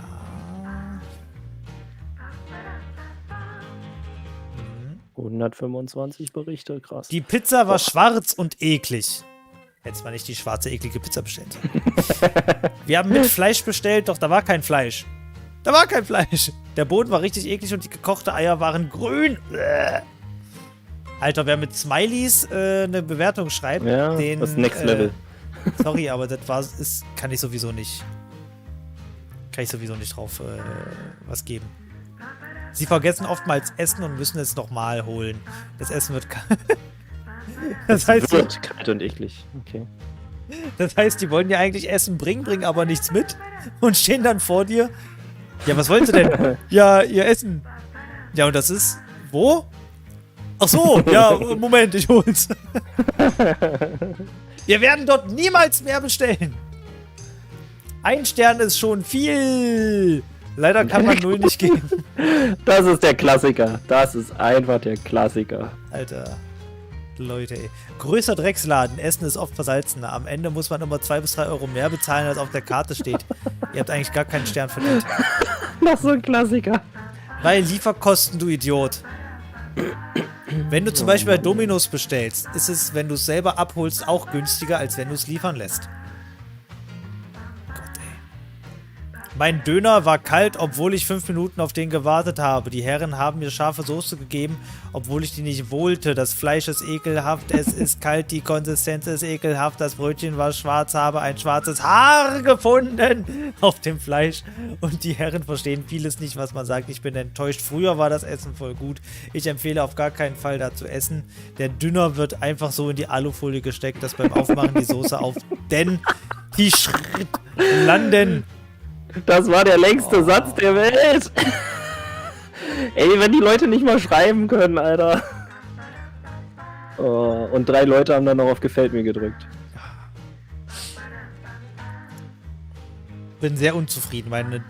Meine Döner war kalt, obwohl ich selbst abgeholt habe. Die Kommunikation ist sehr schwer. Ja, das glaube ich dir sehr gern. Die Herren verstehen oft vieles nicht, was die Kunden sagen. Die Döner ist klein. Das Fleisch ist trocken, generell die Konsistenz ist sehr schlecht. Hatte auch dolle Magenkrämpfe nach dem Essen. Kann ich gar nicht empfehlen. Ja, Magenkrämpfe kann ich auch nicht empfehlen. Vor allem der Username auch Grenzger Girl. Ey.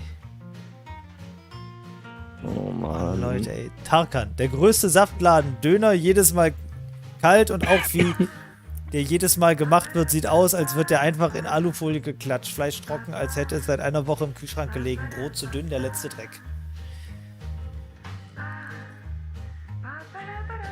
Aber jetzt die Frage, es ist ja eine Pizzeria Hot Spicy. Warum holen die sich denn da alle einen Döner? Sind die blöd? Sollen sie doch zu Euro Döner Essen Oldenburg gehen? Oh, nicht das so das hier. Oh. Was denn? Wo ist er denn?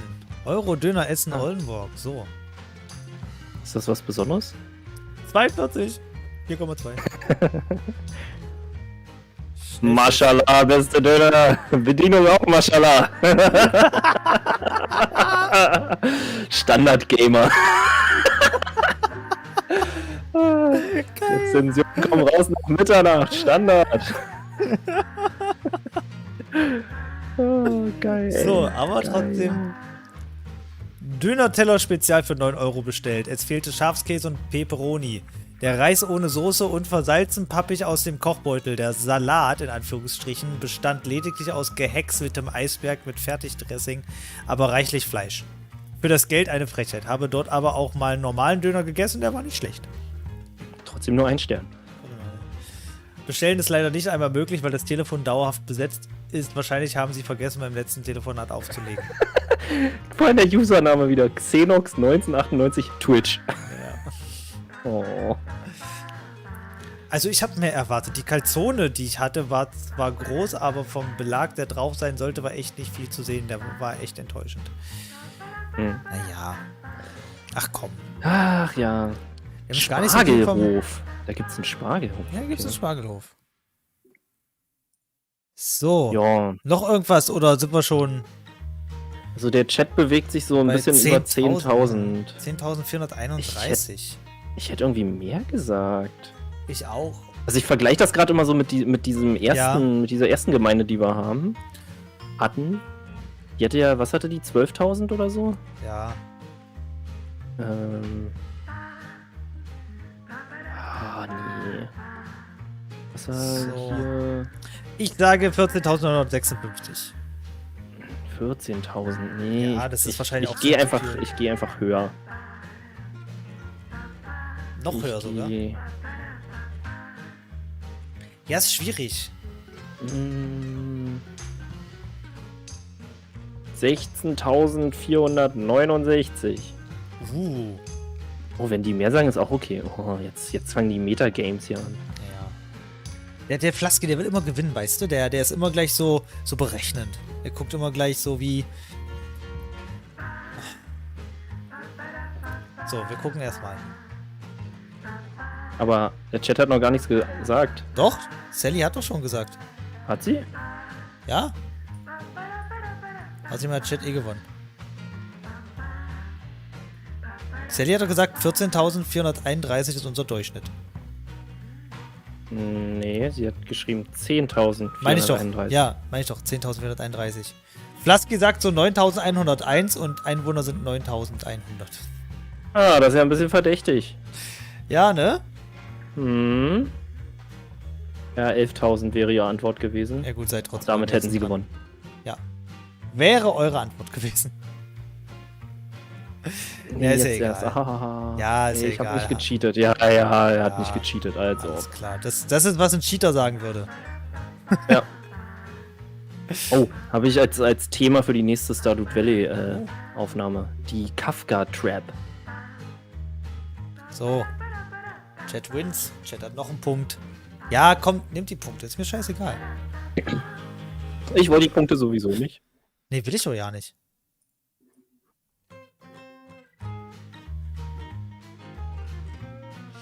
Okay, ja, dann wählt doch, dann wählt doch einen Quadranten jetzt hier. Wäre schon dumm, so nah ranzugessen. Ja, das sagen wir dir ja gerade die ganze Zeit.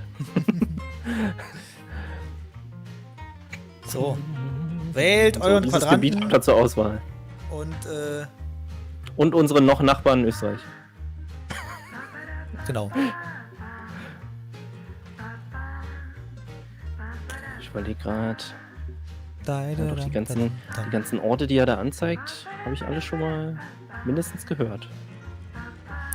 Reke sagt 4. Also ich würde das so machen, dass die erste Zahl, die ich da lese, wird auch dann genommen. Also der Erste, der aus dem Chat was sagt vom Quadranten, wird dann auch... Oh, Eviana versucht witzig zu sein und sagt 12. Alles klar. Gut. Wir haben es ja wohl mit Spaßvögel zu tun. Was haben wir denn hier? Schmatzhausen! Schmatzhausen! Geil! Das ist doch mal ein Ort nach meinem Geschmack. Oh, ja, wow, was ist das für eine Grenze? Das sind coole Grenzen. Ja, das sind coole Grenzen.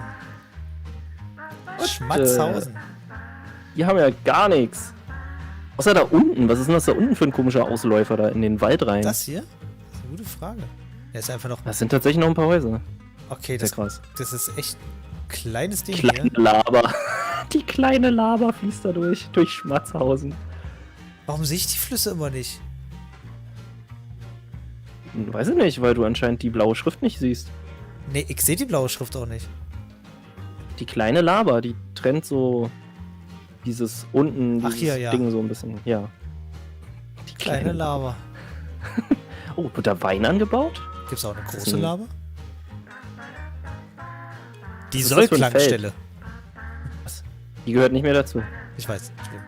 Das Feld hier? Das ist ein... Das sieht voll nach... Ist das Wein? Ich weiß nicht. Lorena, ist das Wein? Ist das Wein? Soll das Wein sein? Ich vertreibe das Zeug nur, ich baue es nicht an. Ja, Zeit wird's. Okay, Hopfenstraße, das ist Hopfen. Oh.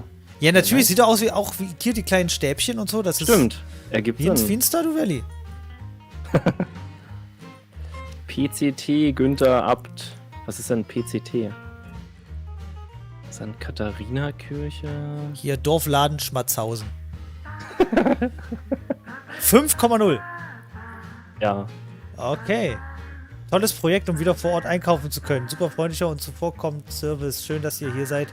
Super wäre es, wenn noch mehr richtig regionale Produkte geben würde. Aber hier mit Antwort. Toll hergerichteter kleiner Laden plus Getränkemarkt mit super Auswahl und freundlichem Personal. Auf Sonderwünsche wird unkompliziert eingegangen und wenn möglich umgesetzt. Wurst- und Backwaren sind frisch, haben eine super Qualität und kommen regional aus dem Nachbarort. Kaffee und Kuchen gibt es auch noch. Sehr geehrter Herr Paul Thomas, vielen Dank für Ihre positive Bewertung. Wir versuchen täglich unser Bestes zu geben, um unsere Kunden zufriedenzustellen. Leider ist es uns nicht immer möglich, tatsächlich jeden Wunsch umzusetzen, sei es aus wirtschaftlichen, zeitlichen oder lieferantenbedingten Gründen. Wir sind stolz auf unseren kleinen, aber feinen Dorfladen und dies doch viel mehr, wenn wir so viel Lob wie von Ihnen bekommen. Wir freuen uns, Sie weiterhin als zufriedenen Kunden begrüßen zu dürfen, Ihr Team vom Dorfladen Schmatzhausen. Ich supporte euch. Ich finde euch gut. Ja, finde ich auch gut.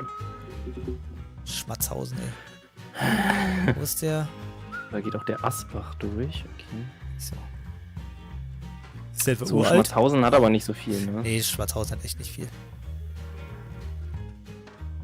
Uff. Was hatten wir? In Österreich hatten wir vorhin, das waren 120, ne? Da war ja gar nichts. Das hier hat auf jeden Fall mehr. Es hat schon ein paar mehr. Hier ist sogar ein Haus, da steht eine 46 drauf. Geil. Weil man es kann. Aus Nummer 46 vielleicht. Aus Nummer 46, damit man das auch von oben sieht. Obwohl, es ist hinter den anderen Häusern gebaut, also müsste es ja irgendeine A, B oder C Nummer sein. Ja. Oh, hier ein Friseur. Bester Friseur weit und breit, klare Empfehlung. Es ist auch der einzige Friseur weit und breit. Ja. Das ist jetzt nicht so schwer. Landgasthof? Da war noch ein Landgasthof. Ja, gucke ich sofort rein. In der Mitte des Ortes. Da. Landgasthof Birkelmeier.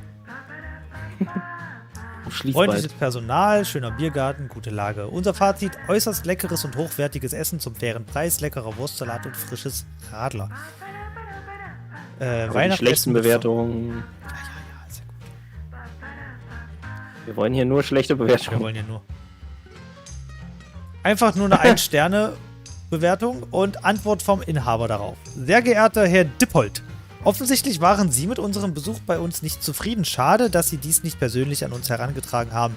Wir nehmen Kritik ernst und wollen uns stetig weiterentwickeln. Darum bitten wir Sie, uns den Grund für Ihre Bewertung zu nennen, beziehungsweise sich persönlich zu melden. Herzlichen Dank und freundliche Grüße, Landgasthof Birkelmeier. Und dann kommt ein Copy-Paste-Text beim nächsten. Ja. Copy-Paste ist nicht gut.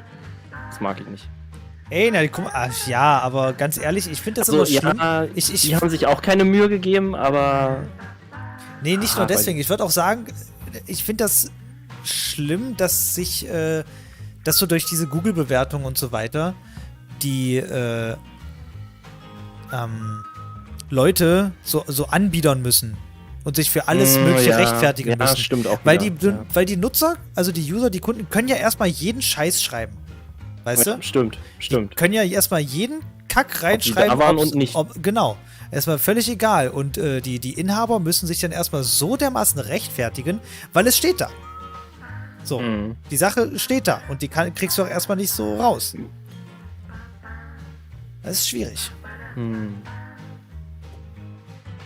Ja, guck mal, hier zum Beispiel nicht Copy-Paste, sondern... Naja. Ja, wie viele Einwohner hat das denn? Der Chat hat schon seinen Tipp sogar abgegeben. Ja, die sind heute irgendwie... 699. Die arbeiten jetzt vor, weil die genau wissen, dass sie 699. Ich würde den Ort gerne noch gucken. Ach, guck mal hier an die Straße. Oh! Google Street View. Oh, guck mal. Ich mag das, dass es immer so eine schöne... dass es so ein schönes Wetter ist. Naja, bei schlechtem Wetter fahren die Google Cars, glaube ich, nicht. Ja, aber das gefällt mir tatsächlich richtig doll, weil hier ist zurzeit richtig schlechtes Wetter die ganze Zeit. Und das mag ich nicht. Und deswegen spielt sie den ganzen Tag GeoGuessr. Ja. Wir sind für euch da. Okay. Was ist das? Ist das Parteiwerbung oder Weiß ist ich das nicht. eisiger Zone? Oder ist das Polizei? Ich weiß es nicht. Könnte Parteiwerbung sein. Komme ich hier rein? Bonzenhäuser auf jeden Fall, ne? Nee, natürlich. Die sind doch in Bayern. Ein kleinen Ort in Bayern. Wahrscheinlich ist auch in jedem Haus noch eine eigene Bierbrauerei. Oh, mit dem Balkon, ich finde das so schön. Oh, der ist aber mini. Ist Der mir nur zum egal. Rauchen. Ich habe auch keinen Balkon, also von daher ist mir das... Sagst du Balkon? Ich oder sag Balkon, oder da Balkon? wo ich herkomme, sagt man Balkon. Okay. Ich sag auch Balkon. Oder noch ein B. Stimmt doch gar Für nicht. Butch. Es hat dann öfter die Sonne geschienen. Okay, ja. Ja, 699. Oh, nee, ich überlege, ob ich tatsächlich in Tausender-Bereich sogar gehe. schwarzer Radler. Obwohl halt hier anscheinend auch eher so Dienstleistungszeug jetzt wiederum ist. Ja, so wie das hier. Ist halt Schmatzhausen, ne? Also so viel darf man da auch nicht erwarten, aber ich finde Schmatzhausen. Ja, vorhin, stell dir doch mal vor, du erzählst irgendwo, dass du aus Schmatzhausen kommst. Alter, das glaubt dir doch keine Sau. Ja, wem sollst du das erzählen außerhalb von Schmatzhausen? Das ist doch so wie so ein Spruch, den so Eltern zu ihren Kindern sagen, wenn sie halt schmatzen. So, hör auf zu schmatzen, du kommst nicht aus Schmatzhausen. Echt? Ja, weiß ich nicht. Also, so hört sich dieser Ort für mich halt an. Ja, ich finde auch, also ich weiß halt wirklich nicht, ob man, wenn man in Schmatzhausen aufwächst, ob man da überhaupt rauskommt.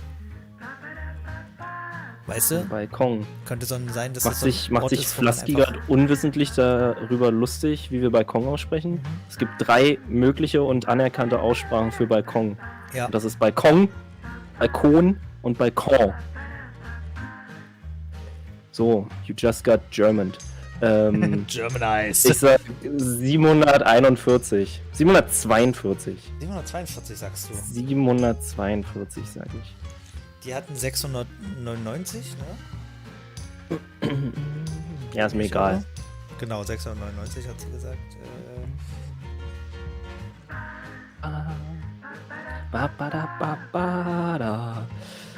Wen gibt's da noch? Alfred Schwarz, Richard Arbeitshauser, Reit- und Fahrstall, St. Katharina. Ich sage 954. Hm. Und wir finden jetzt raus.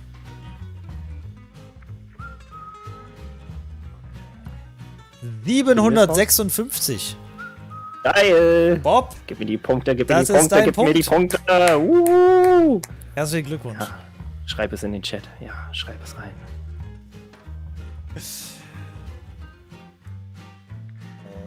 Bam, bam, bam, bam, Wins. bam. Alles klar, hast du ja aber auch verdient. Weil der ist ja wirklich sehr nah dran. Ja. Ah, Ey, schon ist wieder einfach Passing übelst- Error? Es Was ist da gibt, los? anscheinend gibt es Sehenswürdigkeiten in diesem Ort. Faschingshochzeit. Dem Mittelalter. Den Ort gibt es schon ab dem Mittelalter. Dann ist er immer noch so klein. nochmal? Bob hat an. Was war was? Der hat doch an. Naja, also einen daneben liegen ist halt schon ein bisschen doller verdächtig. Ah, der kriegt es gerade nicht hin, ey. Versuch du mal, gib du mal ein. Ich soll das versuchen? Dann versuche ich das Stream Element sagt auch nein. mal. So, derweil hier gibt schon 9 Quadranten. Achso, du musst den aussuchen. Achso. Bist du gar nicht gewohnt, ne? ich nehm die Dry. Das war mir klar. Ja, Passing Error. Dann habe ich wohl einfach keine Punkte. Dann für nix.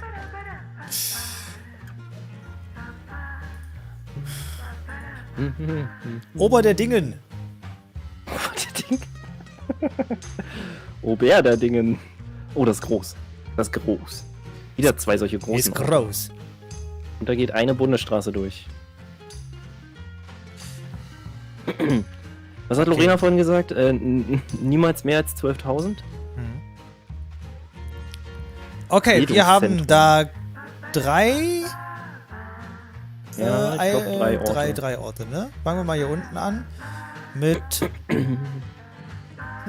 Wer ist der Mit denn? dem Wanderparkplatz. Großvillers. Großvillers sieht ungefähr so aus. Die haben aber ein paar mehr Bushaltestellen, ne? Wenn ich das Ja. richtig sehe. Rudolf Roll. Ein Weingut. Natürlich gibt es ein Weingut. Natürlich. Punch! Sieht man das? Punch. Lena hat es auch endlich geschafft. Na, Lena ist endlich. Lena, ich habe so gute Nachrichten für dich, die dich so hart freuen werden. Hildes Besenstüble. Seeberger Bach. Alles klar. Aha. Sanierungslust. La Fleurie. Ja, heute war es Achso, ganz schön Blumengeschäft. knapper, ne? Steht schon 2:3. Oder zu 3? Habe ich schon 3 Punkte? Wie viele Punkte habe ich? Ich habe einen, oder? Du hast 2 Punkte. Habe ich? Anscheinend habe ich 2 Punkte. Warte mal, ich guck mal kurz. Punktestand. Moment. Na, der eine zählt ja bei mir nicht rein. Ach stimmt, 2:1:3 steht's. Also Bob hat eigentlich schon einen Punkt, aber es wird irgendwie... Kannst du nochmal probieren. Irgendwie will Stream Elements den gerade nicht übernehmen. Warum auch immer. Ja, was gibt's denn noch hier? Vorwerk Kobold? Kundenberater. Hildes Besenstüble. Ich würde gern mal Hildes Besenstüble sehen. Ja, machen wir sofort. Hat er auch gerade schon gesehen. Hildes Besenstüble. An der Hauptstraße. Ja. Genau. Nördlich. Ja.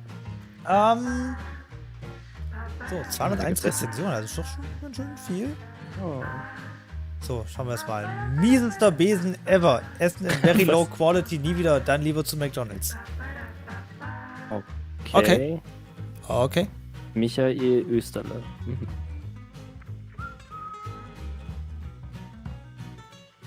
Was? Hä, Nur wie, perverse Männer mit perversen Witzen hier? Sowas ist doch ein Witz. Personal schaut einmal 20 Mal an und reagiert nicht, obwohl man was bestellen will.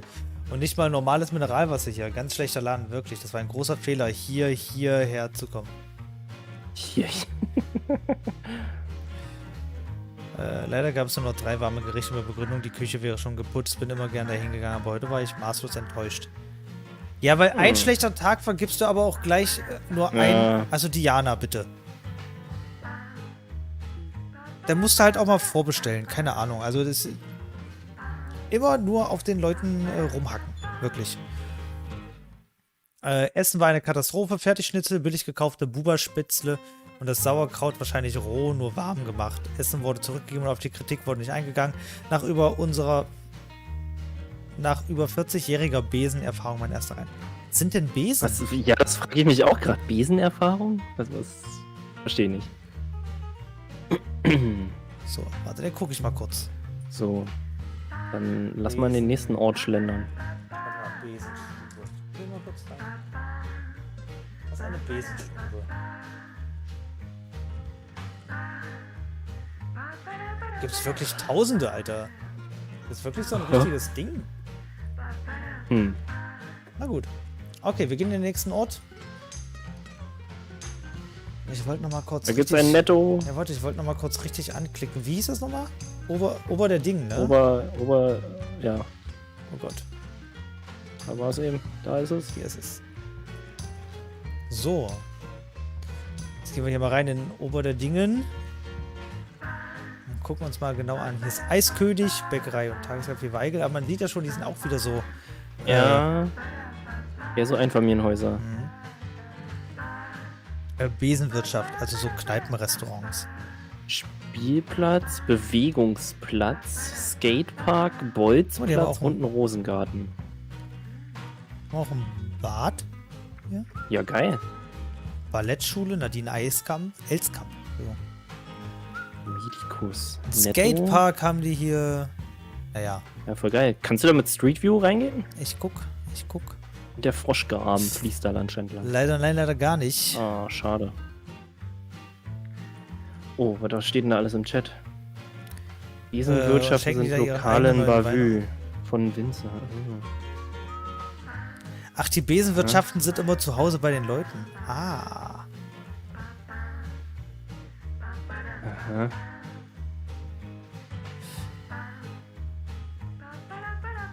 Die machen 2 bis 4 Wochen im Jahr auf. So. Krass. Ja, lustig. So, wir haben hier echt viel. Selbst ein Nagelstudio. Aber bisher kein Rossmann. Kein McDonalds, oder? McDonalds. Habe ich bisher Zu noch weit nicht weg gesehen. von der Autobahn. Ja. Froschgraben. Das sieht nach einem Bahnhof aus, Das ist oder ganz was schön- soll das sein? Und da Nee, geht der auch Froschgraben nicht durch? Hä? Was ist das? Türkisch Oh, Pizza Blitz. Pizza hier. Blitz.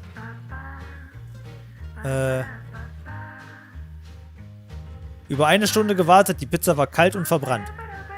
Hm. Naja, die haben die halt zuerst verbrannt und dann mussten sie aber noch 1 Stunde warten, bis sie halt kalt genug war, Musst du um sie sie jetzt zu mal essen. abkühlen?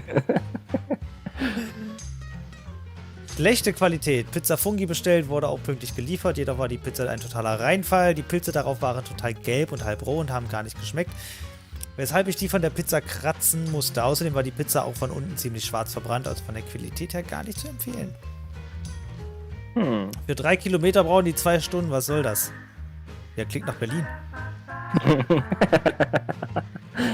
Ist doch so. Stand da eben Stromberg-Schule? Geh mal bitte nochmal da, relativ im Zentrum, wo auch der Name steht. Da, Stromberg-Schule. Tatsächlich! Über dem Stromberg-Schule. Museum. Geil! 2,8 OK. Ich Oh war sehr mein lange Gott. auf dieser Schule und habe gemerkt, dass manche Lehrer nett sind, aber manche auch nicht. Im Ganzen hatte ich eine schöne Zeit dort. 5 Sterne. Schafft Frau Jens ab, bei Gott, was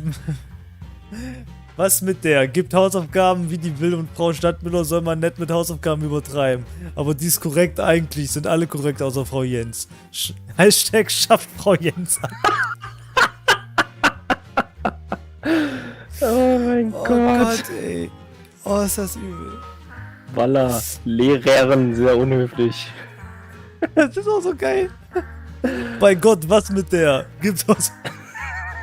Voila, Lehrern sehr Lehrerin. unhöflich, respektiere nicht die Kritisieren der Schüler und Schülerinnen einfach null.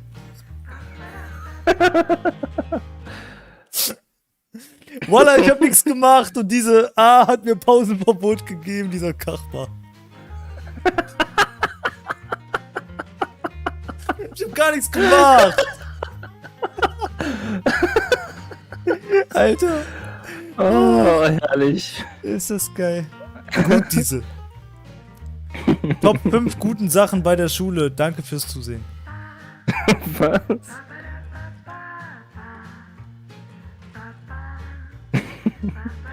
Die gute Stromberg-Schule. Alter, Schafft Frau Jens ab. schafft Frau Jens ab. Ey, ist das geil. Anders Taverne wollen die Leute. Ihr kriegt Anders Taverne. Warte, die habe ich hier auch. Da unten ist sie.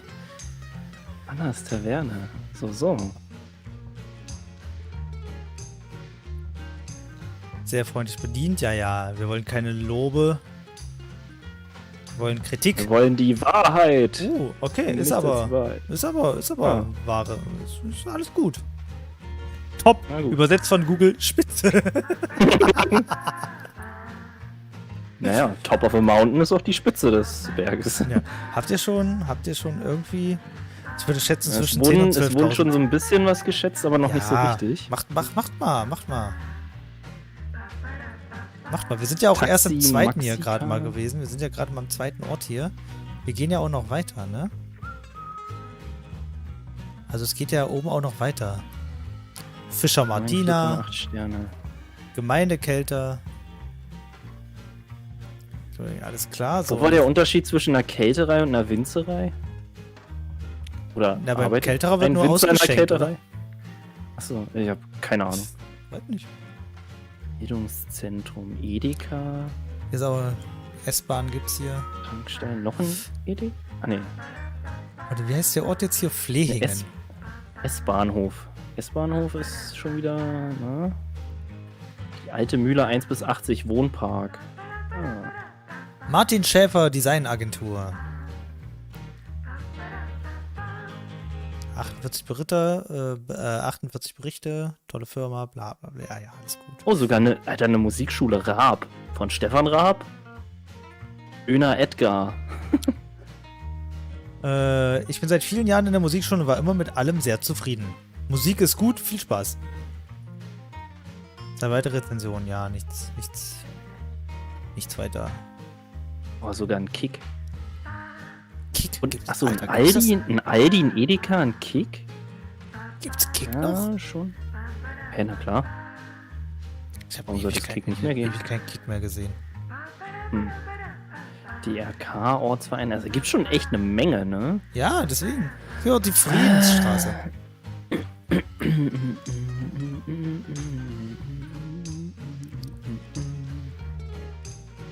Keltern kann man auch Säfte. Ein Winzer baut auch aus. Was? Ein Winzer baut auch aus? Ein Kelter presst nur. Okay, Google ist Richtung 12K. Verein für deutsche Schäferhunde. Lena sagt 8350. Kürnbach? Gehört Kürnbach auch dazu? Wo liegt denn jetzt der Kürnbach? Das habe ich auch noch nicht gesehen.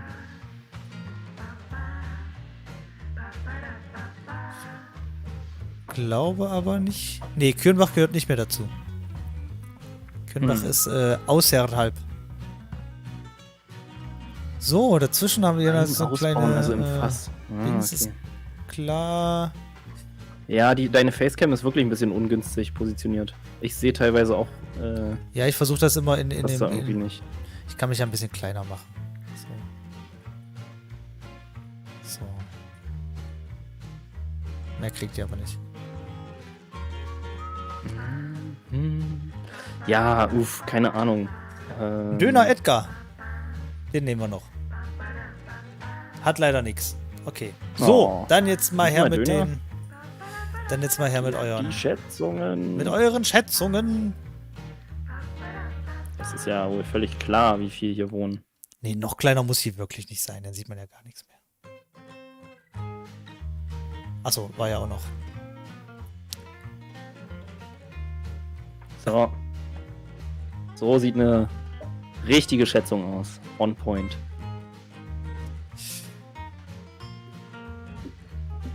Ich muss jetzt echt überlegen. Oh, ich finde das schwierig.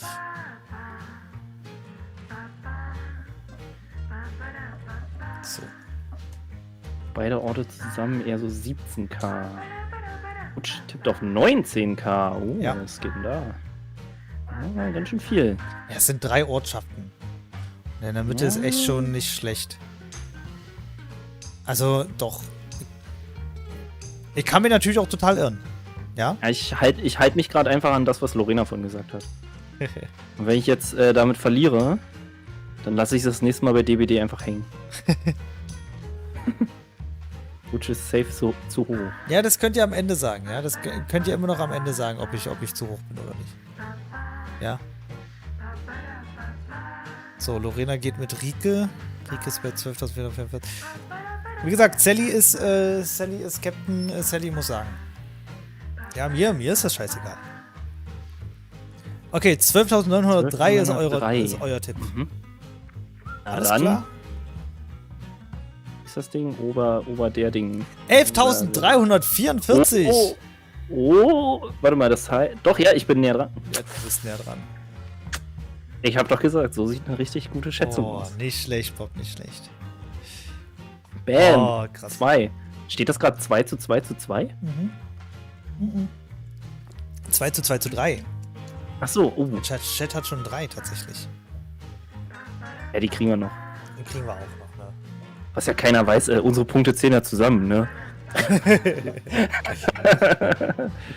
Aber Ja, Bob, Industrie, Firmengedöns. Das hätte ich mir nämlich auch gedacht, was Flasky gerade schreibt. Dass das viel wie nennt man das denn? Gewerbegebiet und so ein Zeug halt dann so ist. Aber es geht immer noch nicht. Ja, ist ja komisch. Bei dir funktioniert's. Ne? Es tut mir, was soll ich machen? Ich kann leider, ich nehme halt auch mal einen Durchschnitt aus allen Tipps. Wenn wir anders machen sollten, müsst ihr es sagen. Du entscheidest, Sally. Ich wollte Das sagen, kann du dir niemand. Du kannst ja auch den Durchschnitt nehmen und kannst noch 500 zufügen oder wegnehmen. Kannst machen, was du willst, wirklich. Es ist dein. So, aber Bob, du Darfst den Quadranten wählen? Ja, lass mal in Richtung Ostsee gehen. Was ist das? Quadrant 1, ne? Da. Irgendwo an der Ostsee. So. Hat Ole. Sind wir schon in Dänemark? Nein, das hier ist Fehmarn. Achso. Fehmarn ist eine Gemeinde und kein. Ist ja die Insel selber, wie Rügen, aber ich wollte eigentlich eher einen Ort hier haben. Ja, musst du näher rangehen. Naja, wir können ja Burg nehmen. Burg auf Fehmarn. Ich war da übrigens schon und es ist wirklich schön. Ich Das liebe sieht Fehmarn. sehr gut strukturiert aus. Ist es auch. Ich kann. Jetzt mal für alle hier wirklich. Ich kann. Pass mal auf, hier ist ein Ort. Hier. Zwar ist das Petersdorf. In Petersdorf gibt es. Warte, jetzt muss ich gucken, dass ich es finde. Warte, hier ist der Edeka, genau. Willst du uns jetzt einfach dieselbe Story nochmal erzählen, die du uns schon mal bei EE erzählt hast? Welche war das? Weiß ich nicht, aber wir waren schon mal bei Petersdorf. Hier ist die kleine, hier ist die kleine Kaffeestube. Hier auf in Petersdorf. Ja. Die kleine Kaffeestube. Und da müsst ihr Ja. mal den Apfelkuchen essen. Ja, ich glaube, das hattest du schon mal erzählt. Ja, und ich werde nicht EE. müde, das zu erzählen. Ja, ist mir scheißegal. Okay, nächstes Mal dann gern wieder. Nächstes Mal gerne wieder. Ich sag das so lange, bis die reich sind. Guck Weil mal der bitte ist an die wirklich- Nordostgrenze von diesem Ort. Das sieht grenztechnisch echt witzig aus. Das hier? Achso, das ist ja geil. Das ist wirklich hier Ganz mini. ganz Aber- mini. Aber gehören die Häuser da rechts dann nicht mehr dazu? Die gehören nicht mehr dazu. Hä? Was ist das denn? Nee, die gehören nicht dazu. Das ist ja dumm. Ich weiß auch nicht, Und wo auch die da dazu gehören dann, in diesem aber Gewerbegebiet da nordwestlich, das gehört anscheinend auch nicht mehr dazu. nö. Nö, es gehört einfach nicht mehr dazu. So. Das ist bestimmt irgendwas Steuerliches. Yachttechnik auf Fehmarn GmbH und Co. Ich mag den Kirchplatz dort, beziehungsweise die Bäume drumherum. In Petersdorf, ja. Herberge. Petersdorf ist super. Hier ist übrigens ein McDonalds. Ne? Pfannkuchenhaus. Oh, McDonalds? Na dann 25.000 Einwohner. Ich war auch bei diesem McDonalds schon. Aber hat nicht so Fehmarn generell 25.000 Einwohner? Ja, Da wohnt doch niemand. Und, warte mal. Hier Katharinenhof, hier an der Steilküste Katharinenhof. Hier ist auch der Katharinenhof selber. Hier. Da könnt ihr hingehen, ins Café. Ins nach Allee-Café. Butch Und da gibt es, ja, da könnt ihr erstmal nach Butch fragen. Ganz genau. Und die verkaufen da Windbeutel. Aber so Das ist ja der Hammer. riesengroße. Also die sind wirklich Okay, wahnsinnig lecker. dann gehen wir jetzt in Burg hier mal rein. Ja, Weil ist ja wegen gut. Burg sind wir eigentlich hier. So. Ja, der Mecken ist für ganz Fehmarn. Das denke ich auch. Was macht ihr bei dem Format? Mann, Charisa, ey. Charisa, du passt nicht Oh. auf. Wie oft habe ich das diese Woche schon erklärt? Ich glaube auch. Wir schätzen Einwohnerzahlen. Ja, wir suchen uns Orte aus und da müssen wir dann die Einwohnerzahlen schätzen. Ihr als Chat arbeitet zusammen und kämpft gegen Bob und gegen mich und jeder kämpft für sich. So. Es steht zurzeit 2:2:3. Für den Chat. Genau. So, und jetzt gehen wir hier ins Pfannkuchenhaus. Los. Alles klar. Ich will wissen, was die unter Pfannkuchen verstehen.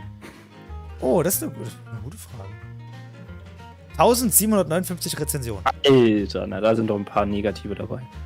Ich wollte einen Berliner haben und habe einen Pfannkuchen bekommen. 30 Minuten auf Bedienung gewartet, trotz mehrmaliger Info. Dann kam eine blöde Ausrede, als wir am Aufbrechen waren, von wegen zu viel los. Beim Gehen hatten aber die Tische mit den Gästen zur Straße hin, obwohl deutlich nach uns gekommen, schon alles über ihr Essen. Leider kann ich zum Essen nichts sagen, da insgesamt 8 Anrufe zum Zweck der Reservierung unbeantwortet und eine wie in der Ansage erbetene Nachricht auf dem AB ohne Reaktion blieben. Auch die Erreichbarkeit ist Teil des Service und insbesondere in Corona-Zeiten wesentlich. Wir haben dann andernorts gut gegessen und werden es wohl nicht nochmal versuchen.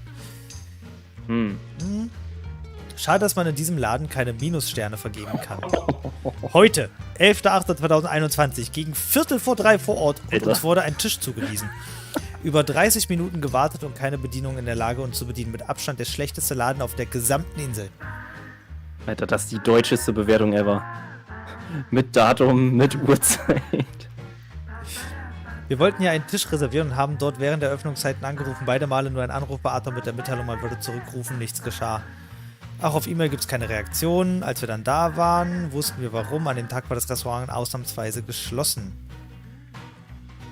Aber dass man nicht zurückruft oder auf die E-Mail kurz antwortet, finde ich echt schwach. Naja, wenn die geschlossen sind, dann antworten die halt auch nicht, ne?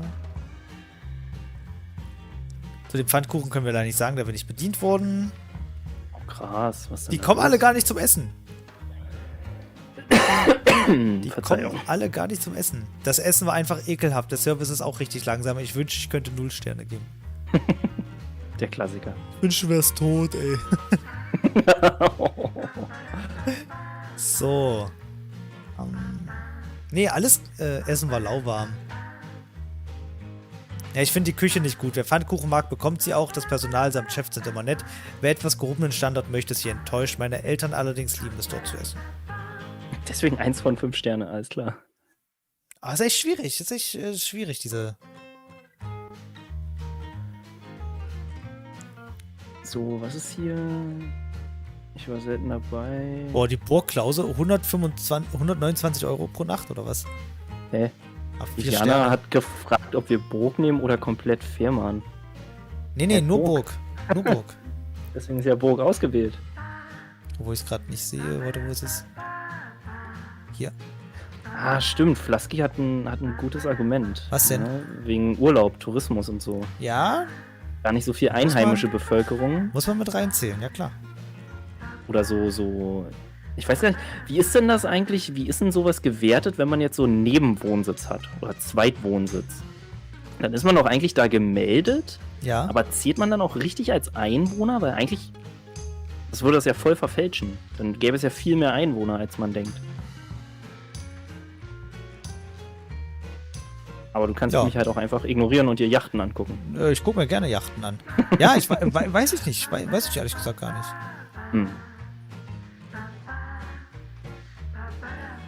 Uff, Kirstin, die Nagelfee.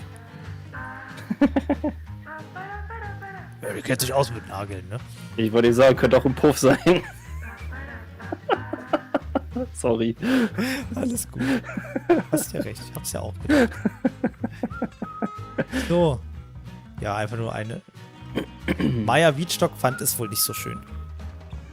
Indianer sagt 42,42. 4.242, viel zu viel, oder? Das wäre jetzt mein erster Impuls.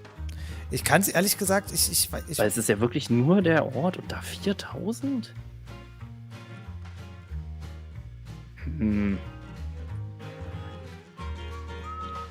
Warum kann ich es denn nicht... Ich kann es nicht mehr einklappen.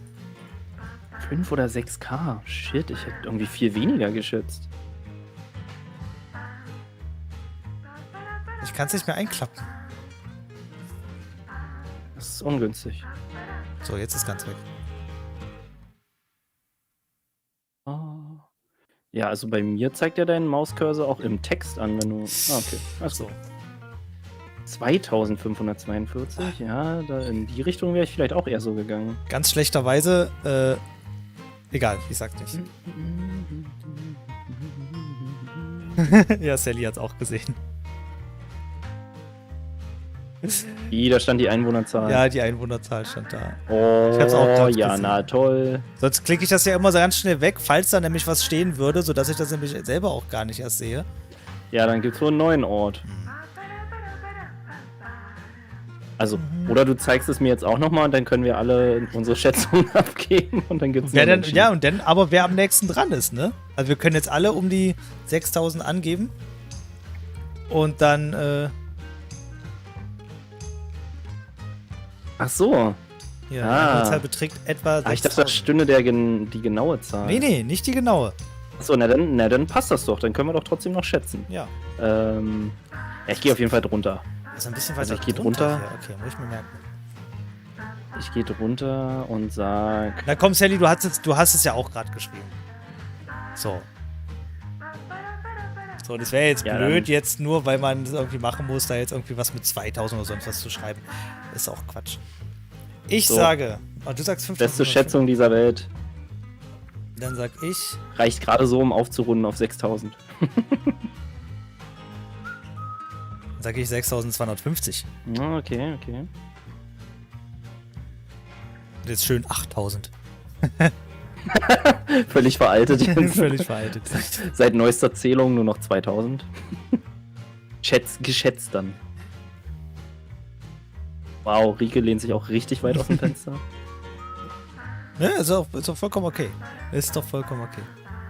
Dass die einfach nur eine 69 irgendwie drin haben. So, gib mal noch ein paar Bewertungen hier von irgendwas. Sehr gern. Netties? Netties.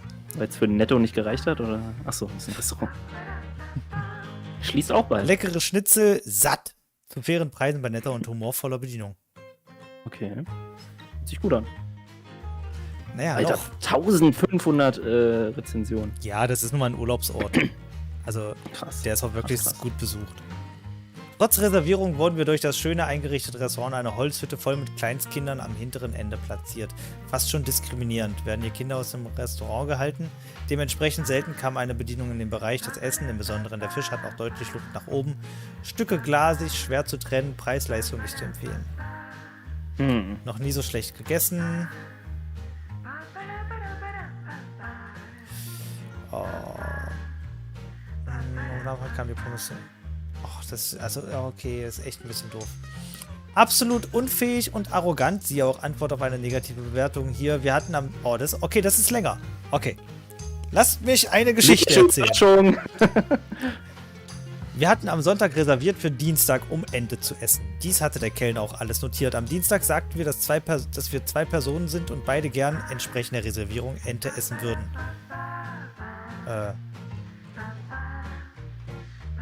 Ach so, am Dienstag sind sie hingekommen. Okay, und dann das. Okay. Nach einer halben Stunde kam besagter Kellner und fragte nach, dass wir doch einmal Ente bestellt hatten.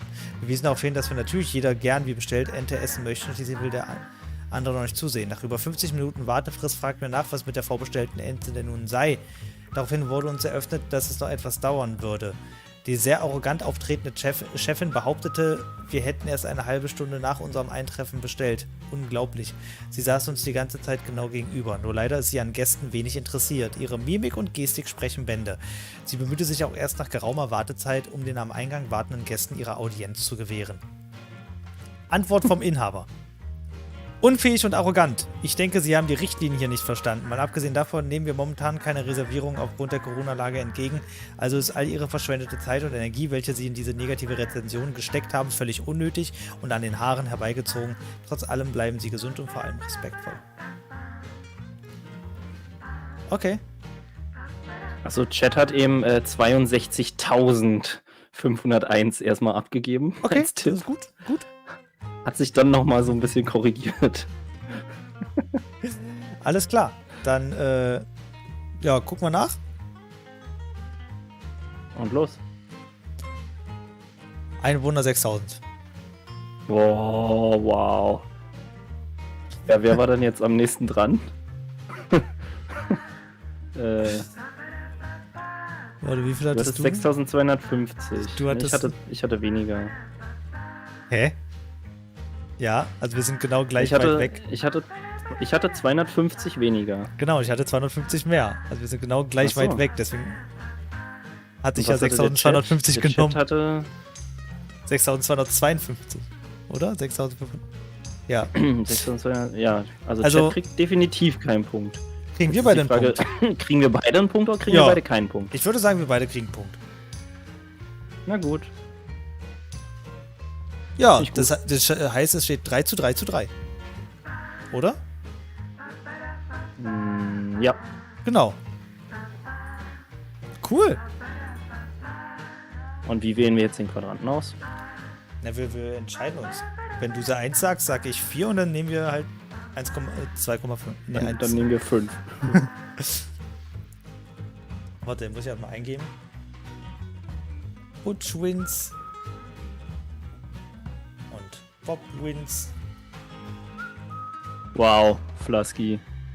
2043 der dritte. Oh. Guck mal, Du hast noch nicht genug Kinder, um Dad-Jokes zu machen.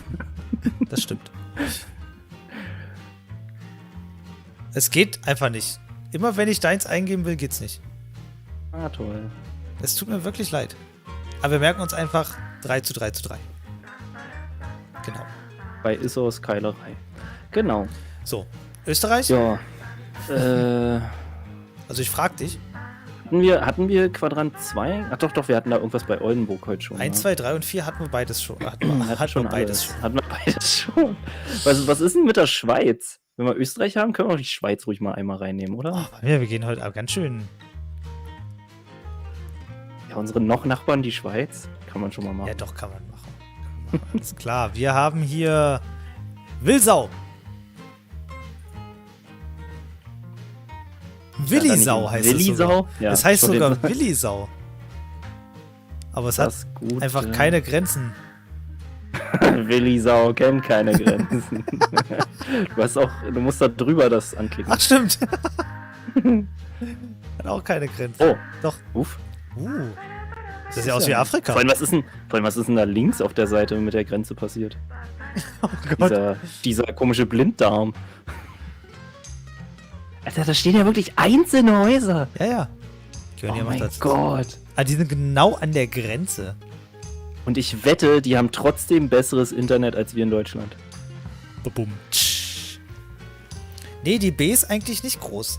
Das ist genau so, wie es halt eigentlich drin steht. Ich kann es ja nochmal probieren. Also ich kann das ja... Ja, ich glaube, bei den Befehlen musst du sowieso alles klein schreiben, oder? Ja, die sind eigentlich nicht... Alterszentrum, Willisau, Heimbreiten. First gibt's da oben noch. First gehört also anscheinend zu Willisau. Nee, funktioniert alles nicht. Okay. Aber heute funktioniert sowieso gar nichts. Wir müssen, ich glaube, ich muss das alles nochmal komplett neu machen. Ein Flaschenmuseum. Musikinstrumentensammlung Willisau. Ich will die Musikinstrumentensammlung sehen. Beim Flaschenmuseum? Ja, rechts drüber. Dieses andere blaue Ding, was er anzeigt. Da. Geil. Kannst du da Bilder gleich mal zeigen? Die Rezension interessiert mich gar nicht so sehr. Ich will Instrumente sehen. Geil. Das ist aber echt cool. Das sind ja coole Gitarren.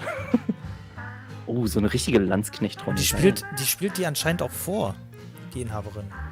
Krass. Das ist echt cool. Oh, das ist ja cool. Oh, mega gut. Ist das quasi so ein Wikinger-Saxophon? Das sieht witzig aus mit dir. Mit deiner Facecam da. Warum? Na, weil du genau in diesem komischen Pommesstand oder was das ist da drin bist. Ach so, hab ich noch gar nicht geguckt. Salat alles mit Schaf.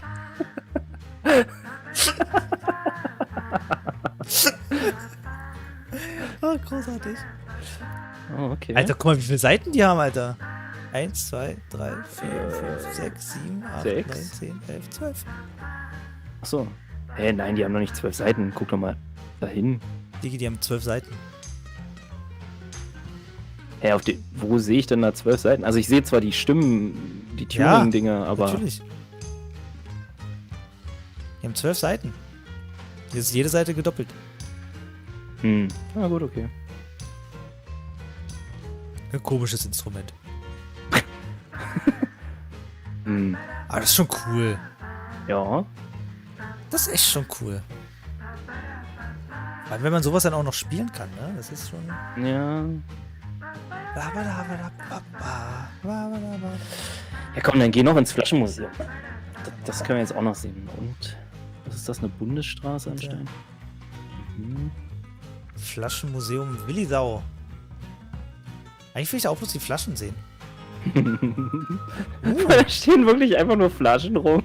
Ja, aber vor allem auch farblich sortiert. Naja, gut. Ja, kann man schon machen. Was ist mit der hier los? Das habe ich mich auch gefragt. Schon ein ziemlich wildes Design. Erste Flasche, Fragezeichen? Erste Flasche. Oh, das war echt eine lange... Das war alt. Da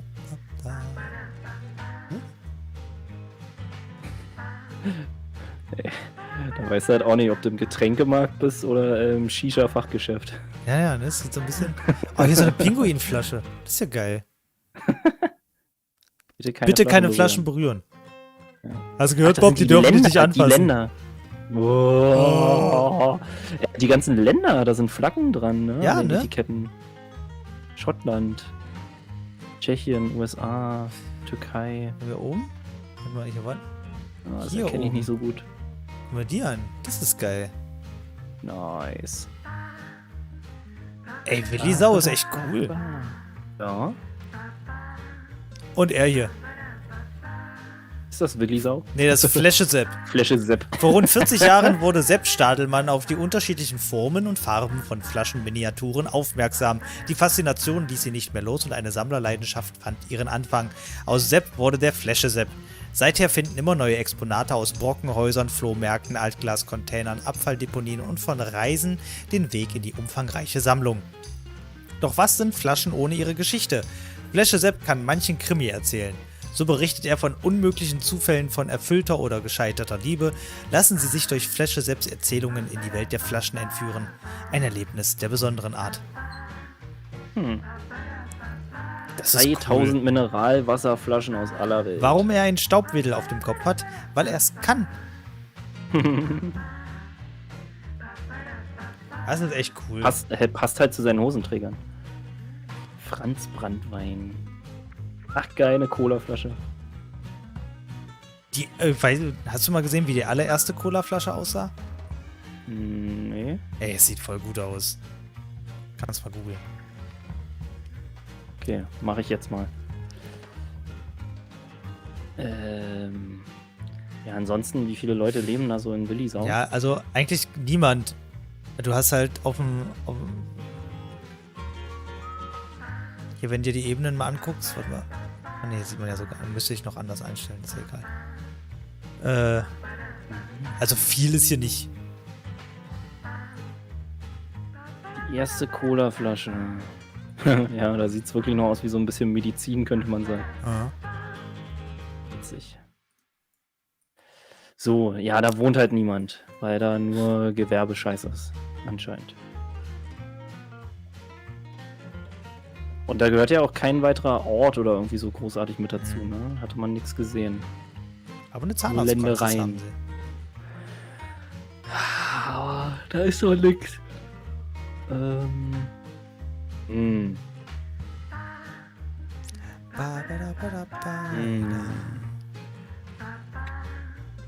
So, Ich würde sogar behaupten, weniger als auf Burg. was macht denn der Chat?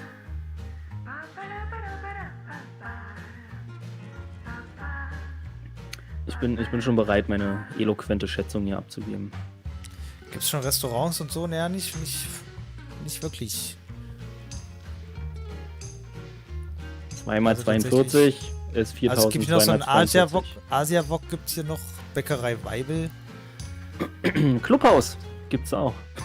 Stimmt. Für die alten weißen Männer. Wie kann man hier eine schlechte Bewertung geben?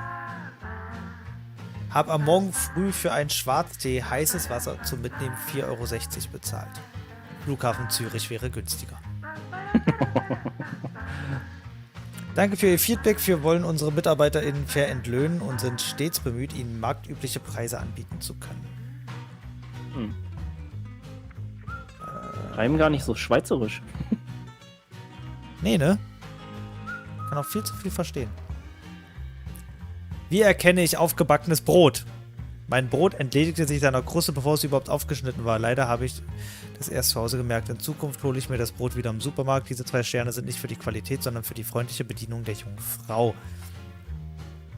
Antwort vom Inhaber. Da haben wir es wohl mit unserer Knusprigkeit ein bisschen zu gut gemeint. Wir backen unsere Brote jeden Tag frisch. Wir freuen uns, wenn wir sie trotzdem wieder mal bei uns begrüßen dürfen. Gute Antwort. Personal sehr freundlich, feines Gebäck. Das Desinfektionsmittel für die Kunden war sonntags sehr stark verdünnt. Tische auf der Terrasse werden nicht nach jedem Kunden desinfiziert. Ist das der Grund für die Selbstbedienung? Schade. Was? Nee, Quatsch. Ist der Grund die Selbstbedienung? Schade. Vielen Dank für Ihre Rückmeldung. Nur durch konstruktives Feedback können wir uns verbessern. Wir werden dies intern nochmal anschauen. Okay. Naja. Wie sieht's mit dem Bahnhofgrill aus? Oh. Wenn ich ihn finde, kann ich es dir sagen. Am Bahnhof ist er. Ja. Ein Bahnhof ist meist da, wo Züge sind. Ein Hafen Bahnhof ist meist da, wo Wasser ist. Ich weiß. Ich kann auch daran erinnern. Jetzt wollen die immer das eine und dann wollen sie wieder dasselbe. Bester Kebab der Schweiz. Oh. Das Essen ist nicht nur lecker, sondern sieht auch gut aus. Richtig, richtig lecker, nette Leute und immer ein Lächeln auf dem Gesicht. Sehr empfehlenswert. Ja, schleimen kann jeder. Ja. Sehr lange gewartet und viele andere bevorzugt. Okay, Essen gut, unfreundlicher Service, schade. Die Dame, wie immer, heute sehr unfreundlich und Kebab nicht lecker. Die Besitzer machen es allerdings sehr gut. Hatte eine Pizza bestellt, wartete 45 Minuten. Leider war die Pizza nicht mehr heiß und ziemlich trocken. Als der Angestellte darauf hinwies, meinte dieser nur, du musst halt etwas früher oder später bestellen, aber nicht um Punkt 12 Uhr.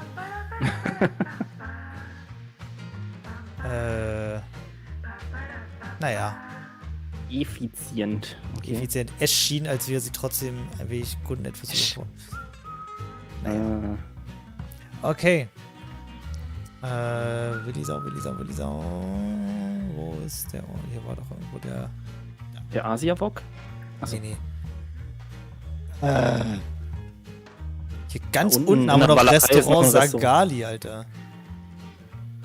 Direkt an der Grenze. Direkt an der Grenze. Das gucke ich mir noch an. Oh, 4,8. Es braucht sehr viel, bis ich 5 Sterne vergebe. Empfang sehr freundlich, Bedienung sehr freundlich, rasch und gute Beratung, Wartezeit für Essen normal, Essen sehr gut und schön angerichtet, Dessert, Mann, sieht es gut mit Liebe, man sieht es gut mit Liebe und Freude angerichtet, Preis-Leistung, normale Preise, WC-Anlage sehr, sehr sauber. Ich finde es auch sehr gut, dass die Türen offen sind und dass der Gast keine Türfallen berühren muss. Desinfektionsmittel ist vorhanden, Parkplätze genügend, auch geeignet für Motorräder, gehe sehr gerne wieder dieses Restaurant besuchen. Ja. Das war mal eine gute 5-Sterne-Bewertung. Das stimmt. Ja. Ja. So. Gucken wir doch mal.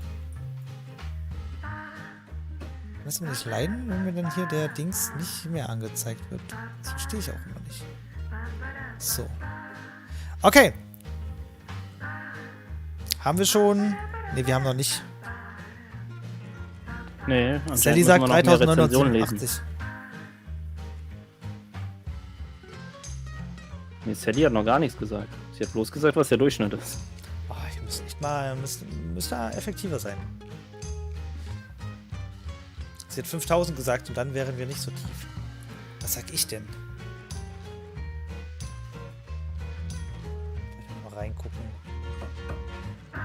Das sind... Alter, nee, warte mal, das sind voll wenig. Das sind wirklich voll wenig. So, das ist meine Schätzung. 2855. Oh, das... Ja. Also ich vergleiche halt zu auch... dem Wok-Laden da gehen, Ja. ganz rechts. Also ich vergleiche halt auch gerade mit meinem Heimatort. Irgendwo da zwischen den... War der... Nee, noch in dem Hauptstadtgebiet so, aber halt auf der rechten Seite. Ja, hier irgendwo hat er einen Wok. Ich weiß. Hier, Asia-Wok. Ja, Da ist er doch. ja. Komm. Riesen. So. Haben uns verdorbenes Essen gegeben, haben eine Lebensmittelvergiftung bekommen. Wird das Restaurant niemand empfehlen? Ui. Bestellt waren Wandhan-Suppe, völlig versalzen und Wandhan-steinhart, nicht durchgekocht. Tom Gagai-Suppe, gut, rotes Thai-Curry mit Ente knusprig, Ente fettig, nicht knusprig. Ente mit Knoblauchsoße, leicht scharf, völlig versalzen, circa eine Knolle Knobi. Ich liebe Knobi, aber zu viel ist zu viel. Ente fettig, versalzen, nicht knusprig, nie wieder. Bedienung. Trotz wenig Gäste musste ich lange warten, bis ich den Bestellungen aufgeben durfte. Ich musste proaktiv nach Besteck und Servietten fragen. Menü war zum Mitnehmen. Okay. Hygiene. Poulet wurde aus dem Tiefkühler genommen und zuerst ins heiße Wasser, dann noch ein bisschen Mikrowelle, alles mit den Händen. Geschmack sehr fade und geschmacklos. Und dann nehme ich noch die Wonton-Suppe.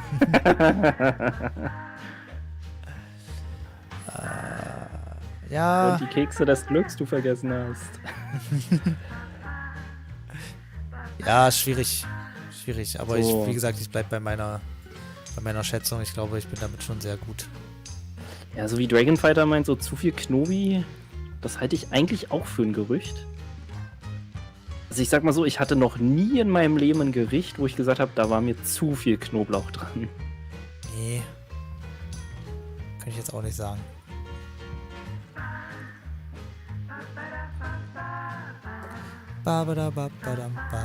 So, Leute. Sind wir jetzt mal fertig hier? Sally, schreibt mal jetzt hier eure lächerliche Schätzung.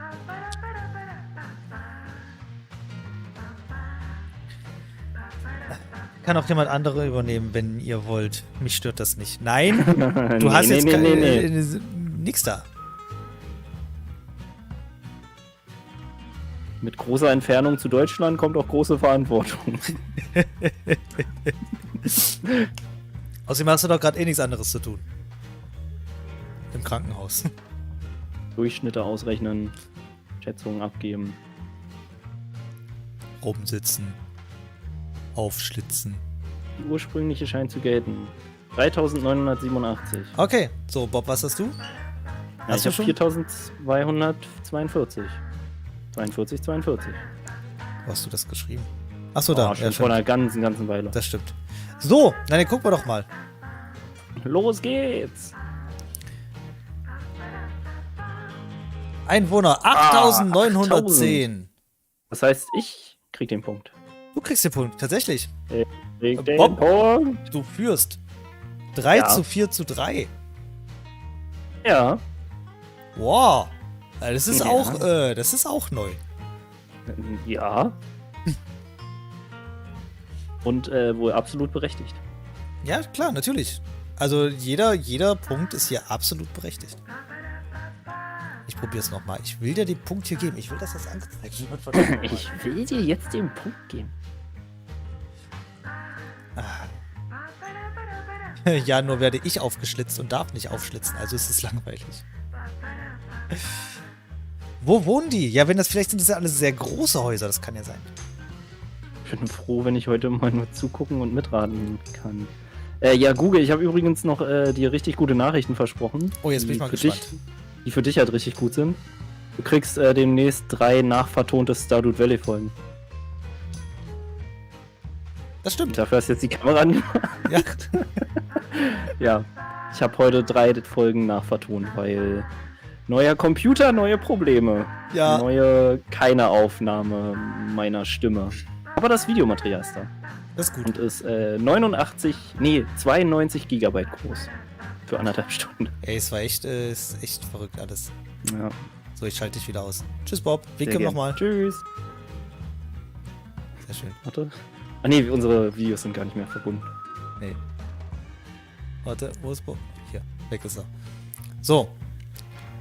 Ich glaube, ich weiß gar nicht, ob der Chat Punktestand eingeben kann. Ah doch, kann er.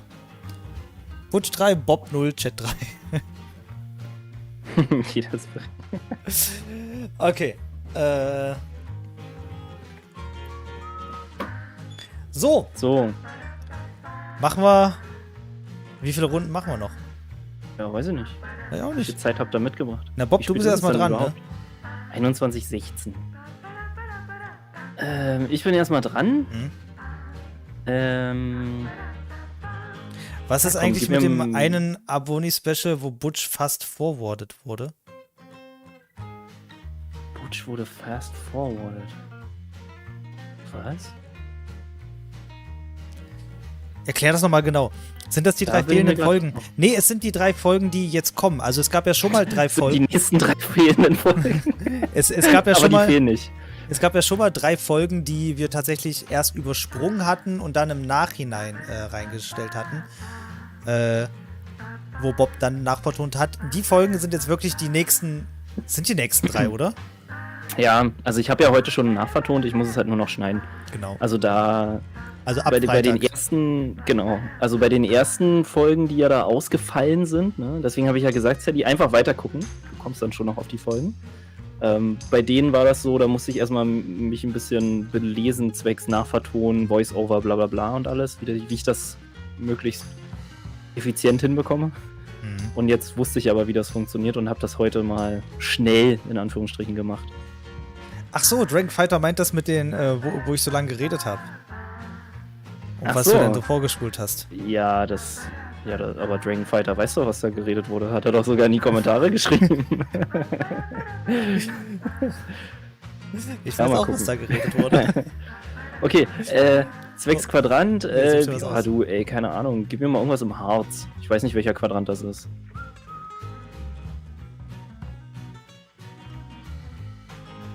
Hä, ist das ja? Das ist doch hart. Ja, ist schon richtig.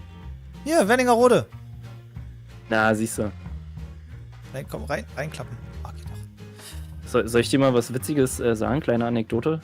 Zu Ich Wernigerode? hab da letztens Chilisamen hingeschickt. Ich weiß. Wir haben ja einen gemeinsamen Bekannten, Ja. der da quasi wohnt. Ah, Sadie ist bei Folge 70 oder so. Ach so, Ja, das hätte ich da musst du natürlich dann einfach weiter gucken. Das ergibt sich dann. einfach weiter gucken, ganz genau.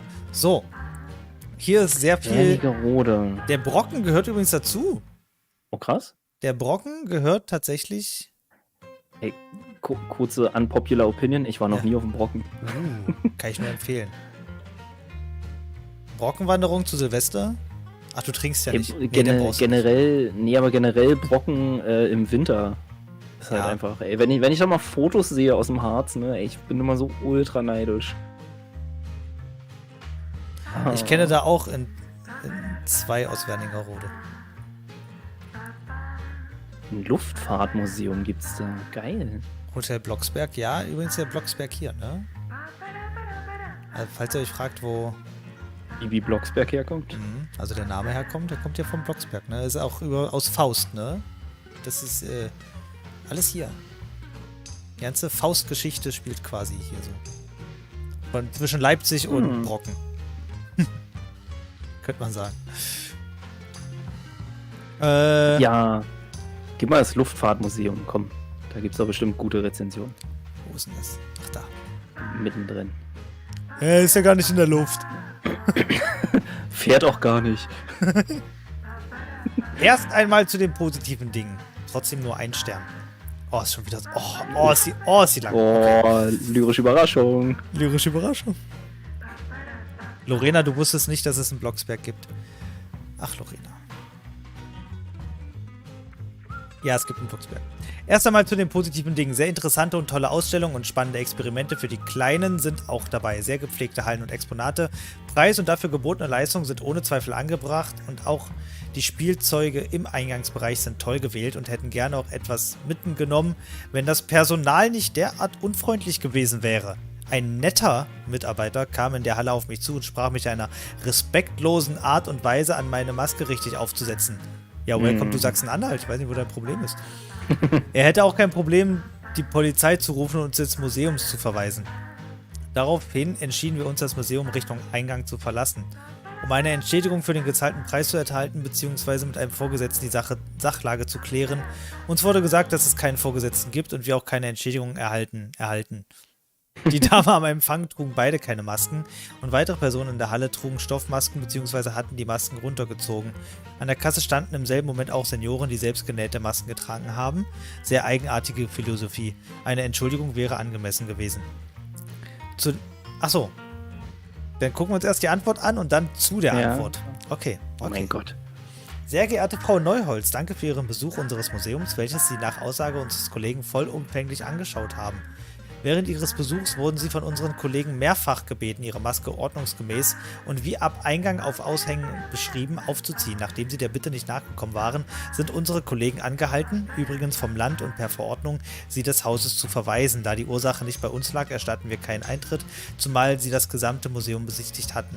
Ebenfalls möchte ich erklären, dass unser Kassenpersonal aufgrund einer Scheibe und ausreichend Abstand zum Gast keine Maske tragen muss. Wir verfolgen übrigens zum Thema Corona keine Philosophie, sondern versuchen mit den uns verfügbaren Ressourcen und Möglichkeiten und entsprechend den Vorgaben unseren Museumsbetrieb so lange und vollumfänglich wie möglich aufrechtzuerhalten. So, jetzt die Antwort auf die solide Antwort. Wirklich solide.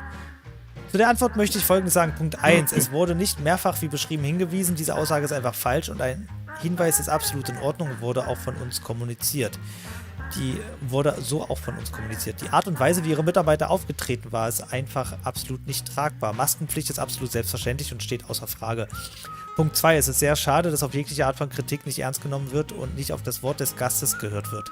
Punkt 3. Wir wurden nicht des Hauses verwiesen, sondern sind freiwillig gegangen, nachdem ihr Kollege sich dermaßen daneben benommen hat.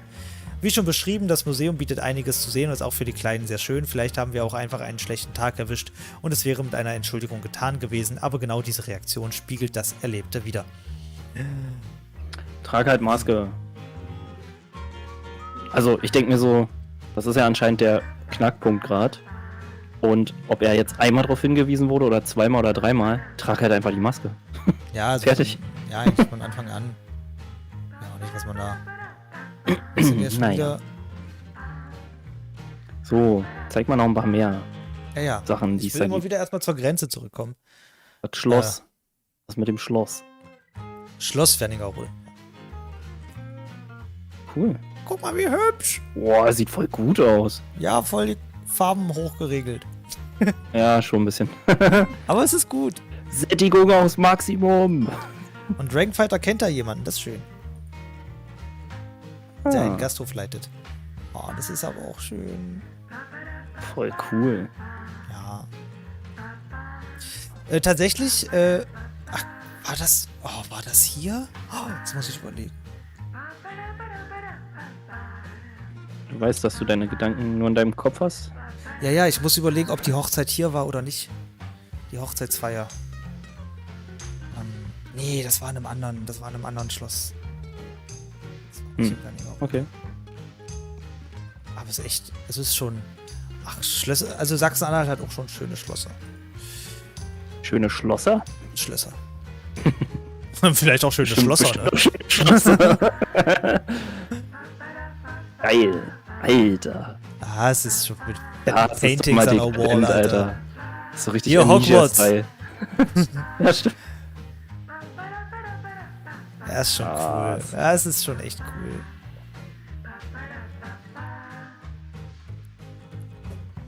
Ein Gargoyle. Nee, ist kein Gargoyle, aber es ist ein Drund, ein Drachenhund. Ritters.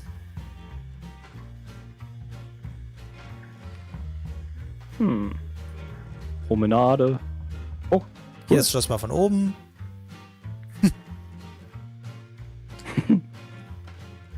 Okay, hier nochmal von außen. Das Bild hatten wir schon. Noch irgendwas Cooles? Voll geil. Das hier sieht cool aus. Oh, nice. Oh, Schnee. Ich will Schnee. Wir hatten dieses Jahr wieder keinen richtigen Winter, ne? So mit Schnee und so. Ich weiß. Das Schloss hat einen schönen Ausblick und die Crepes und Windbeutel sind extrem fies lecker. Ja, leider haben wir schon fürs Bubo-Fan-Treffen haben wir leider schon einen Ort ausgesucht, ne? Deswegen.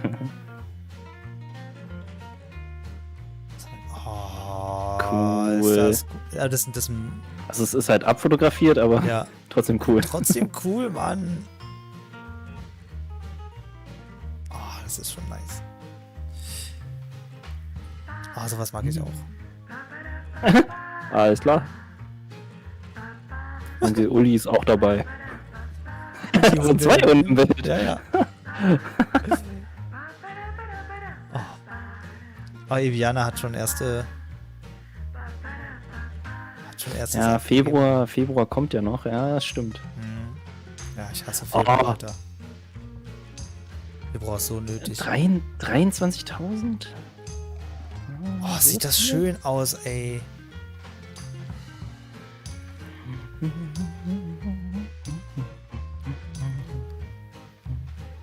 Hier sogar Ritterspiele.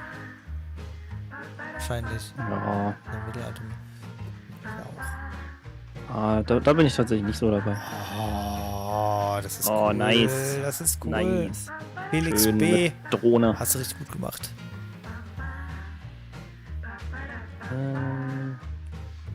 Oh, ist gerade was passiert. okay, Sally, alles gut. Gute Besserung. Wir haben halt einen durch. Vize-Captain. Wir haben ja einen Vize-Captain Flasky. Drücken wir die Daumen, dass alles gut ist. Da fällt mir ein, muss Vize-Captain Flasky nicht auch langsam ins Bett? Das muss er entscheiden. Ich bin noch da. Er hält Ich bin durch. noch da. Er hält durch. Ja, Herr, ich halt's.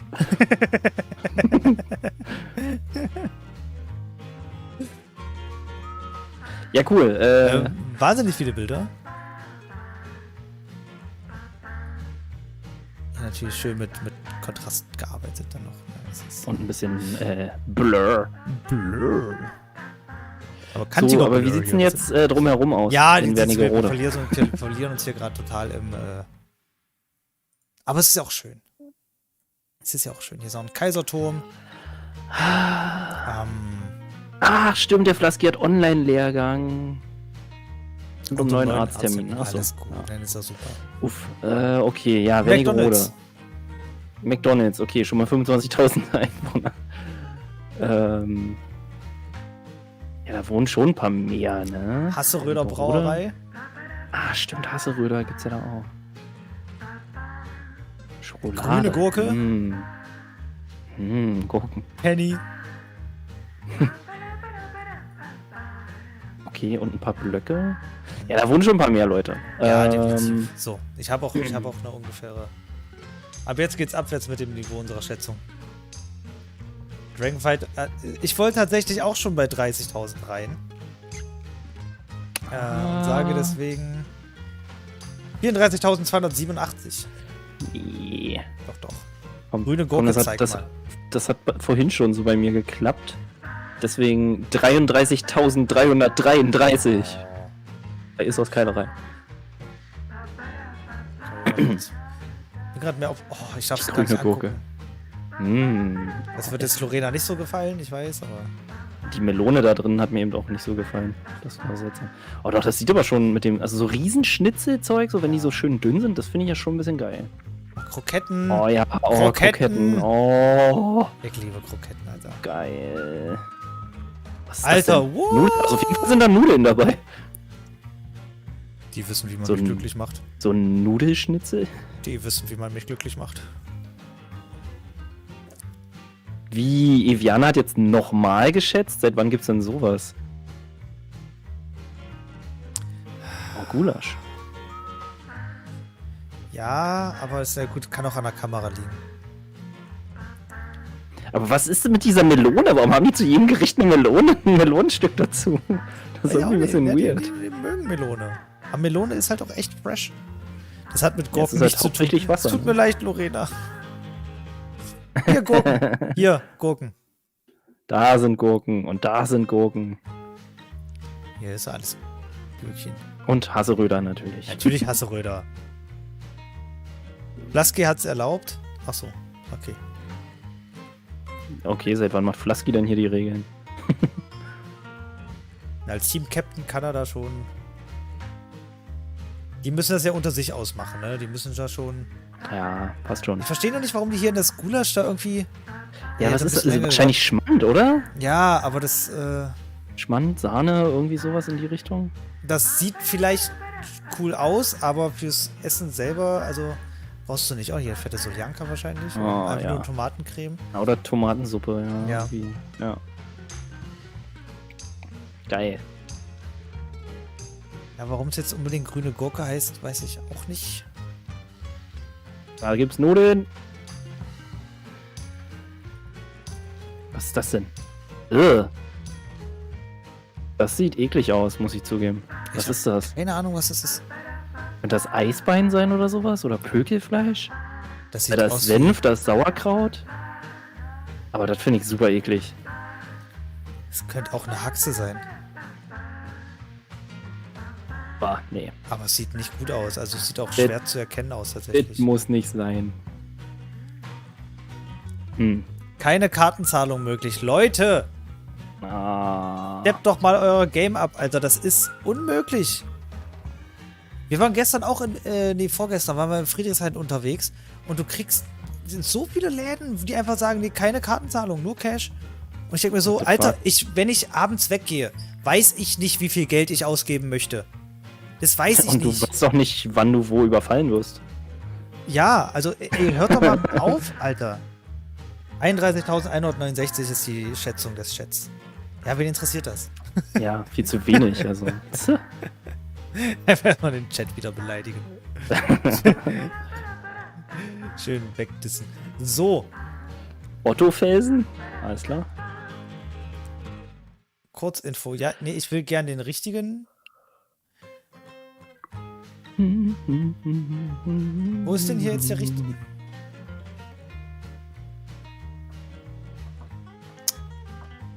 Mann, Alter. Ja, musst du wohl googeln. Ja, googeln wir halt.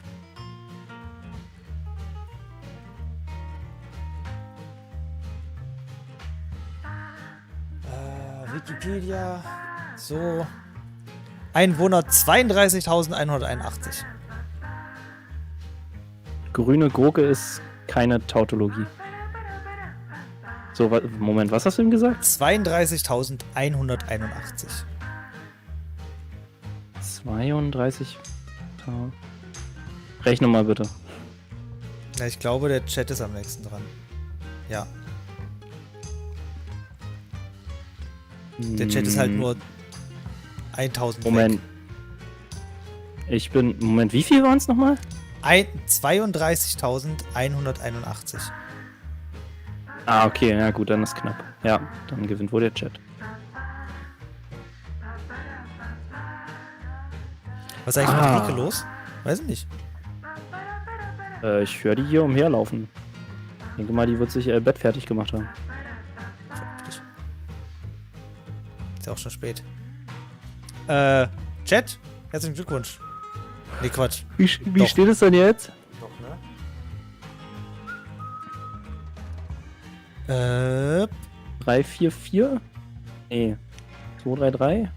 Nee, wie war denn das jetzt? Doch. 344, ne? Ja.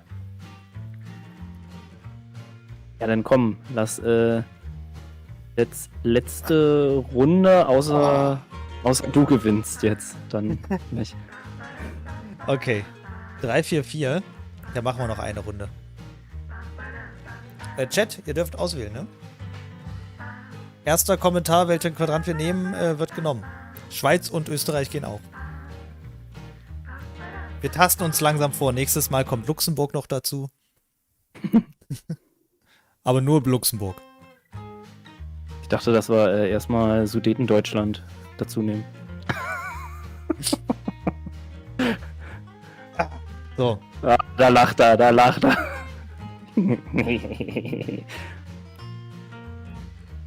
Ich weiß gar nicht, was hat denn der Verrückte eigentlich damals zuerst dazu geholt? Also jetzt abgesehen von Österreich. War das nicht Sudetendeutschland sogar? Also was heute ja quasi so Tschechien mehr oder weniger so ein Ich habe bisschen keine ist? Ahnung. Ich glaube schon. 1. Ich habe es schon drauf. 1 hat der Flasky geschrieben. Gut. Viviana hat 2 geschrieben. Ja, ich sag ja immer, dass das, was als erstes kommt. Steinhöfel. Steinhövel. Okay.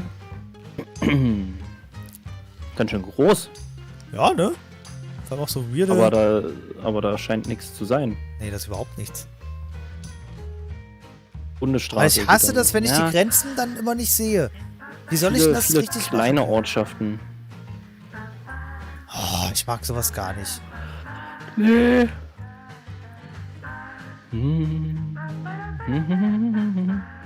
Ja, ein Pool. Ja, ich würde sagen, viele kleine Ortschaften Ja, aber gar in das eine Problem große ist, Gemeinde wir- zusammengefasst. Ich weiß halt gar nicht, welche. So. Ja. Das sind doch echt komische Grenzen. Hier ist noch was.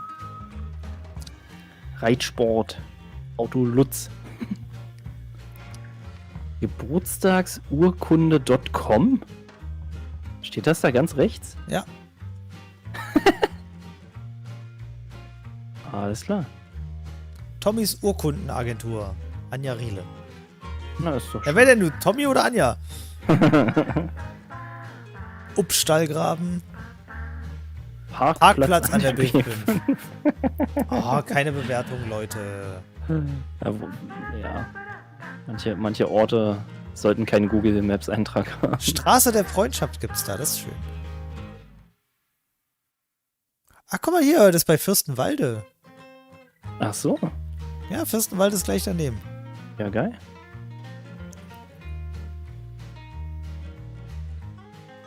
Fürstenwalde hat einen Kreisverkehr und das Schwapp. Mäh, gut.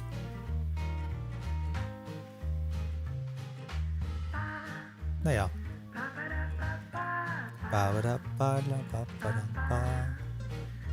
So. Oh, das stresst mich gerade richtig, dass der ganze Zeit Boch auf mir steht. So. Komm hier, jetzt schätzen wir. Wir schätzen ja, jetzt. Ey. Boah, das hat hier sind immer wieder so kleine, jetzt, ne? Es sind immer wieder so ganz kleine Sachen, die irgendwie noch dazugehören. Panzerfahrschule Heise. Ne? Was? Ja. Hier ist die Panzerfahrschule Heise. Gehört die noch dazu? Ja. Hat die Bewertung? Mhm. Geil, los. 42 Bewertungen. Das ist ein Zeichen. So, Gutschein wurde unter Zusage des Leopard-Panzers verkauft. Bei gewünschter Terminvereinbarung stand dieser auf einmal nicht mehr zur Verfügung. Von Verlängerung des Gutscheins rechtzeitig vor dessen Ablaufdatum wollte man auch nichts wissen, obwohl das schon während der Pandemie angefragt wurde. Man konnte das Angebot aufgrund von Schließungen nicht wahrnehmen, aber Verlängerung Fehlanzeige. Das nennt sich dann Kundenservice oder wie?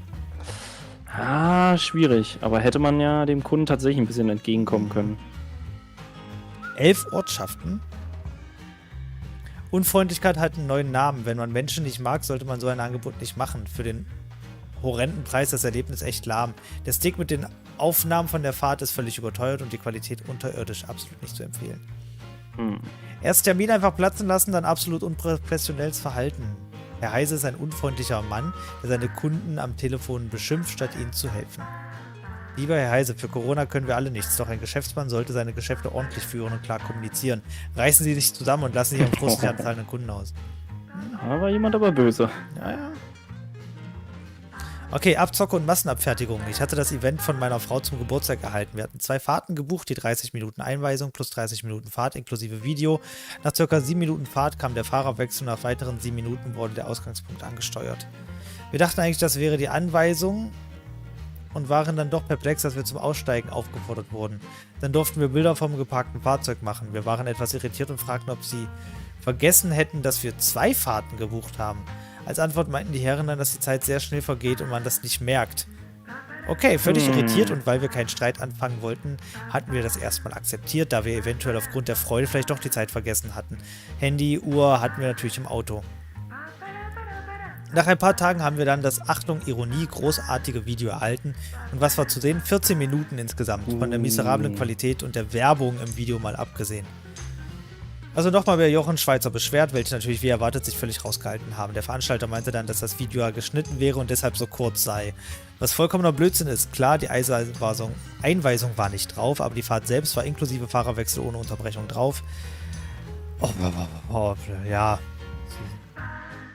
Ja, Betrug. Betrug.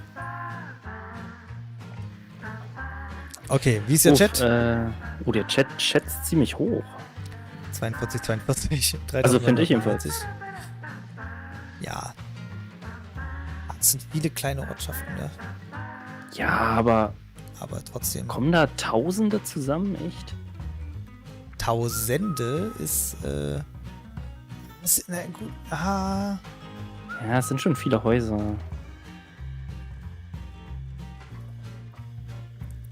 Ich sag jetzt auch mal was. So, ich sag da jetzt nämlich auch mal was. Kannst du nochmal auf das ganze Gebiet rauszoomen?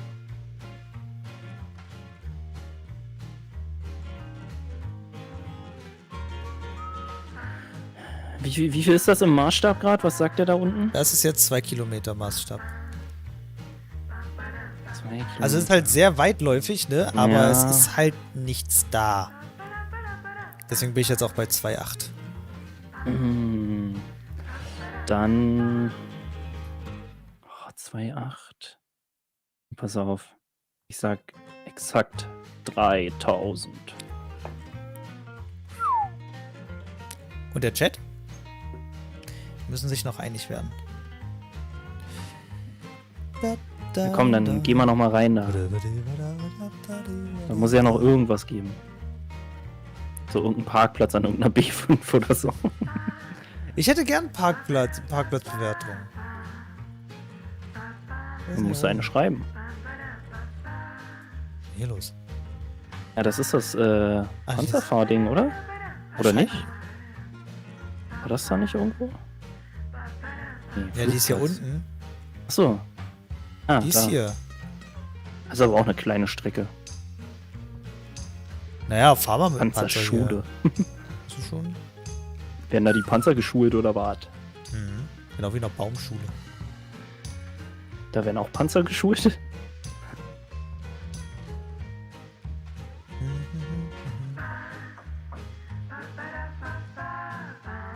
Ein bisschen Wald, ein bisschen Feld. Anja Pretzel. Überall keine Bewertung mehr. Ja, da schreiben die Leute keine Bewertung. Nee, irgendwie schreiben die Was alle ist denn keine da Bewertung. der größte Ort? War hier, was du auch angewählt hattest. Steinhöfel. Genau, und selbst da gab es ja quasi nix. Ja. Da gibt es ja nicht mal irgendwelche Restaurants anscheinend. Ja, hier, Straße Ja. der Freundschaft. Altes Chat? Amtshaus Steinhöfel. Chat-Durchschnitt liegt aktuell bei 3624. Was ist denn da los, ey? Macht Flasky seinen Job nicht mehr oder was? Ja, ich bin da, ich bin Dragon da. Fighter übernehmen.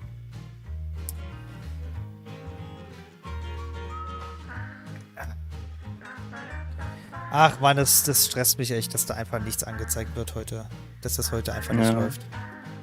Blass gesagt 3669. Aber ist das jetzt deine... Oder wir brauchen jetzt Das ist einfach nur eine Zahl, die du jetzt gerade geschrieben Genau, hast. wir brauchen eine Zahl. Also eine, wo du dann auch sagst, okay, das ist jetzt... Das ist es. Also das ist der Guess von uns. Okay, ja dann. Okay.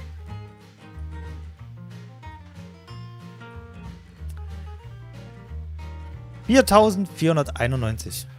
Wer... Ja, die Chat. Achso, ja, 4000. Oh. Dann hat wohl der Chat gewonnen. Dann hat ja wohl der Chat gewonnen. Mal Wie wieder. immer, dieses Spiel wird nie lang. Dieses Spiel wird nie langweilig. Oh, naja. Schreiben wir noch hin. Wir wollen es ja haben.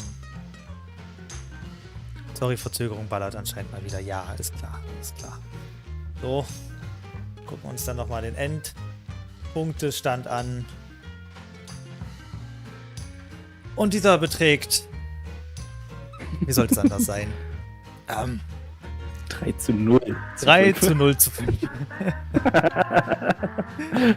Chat, Ja, ich bin halt einfach nicht gut.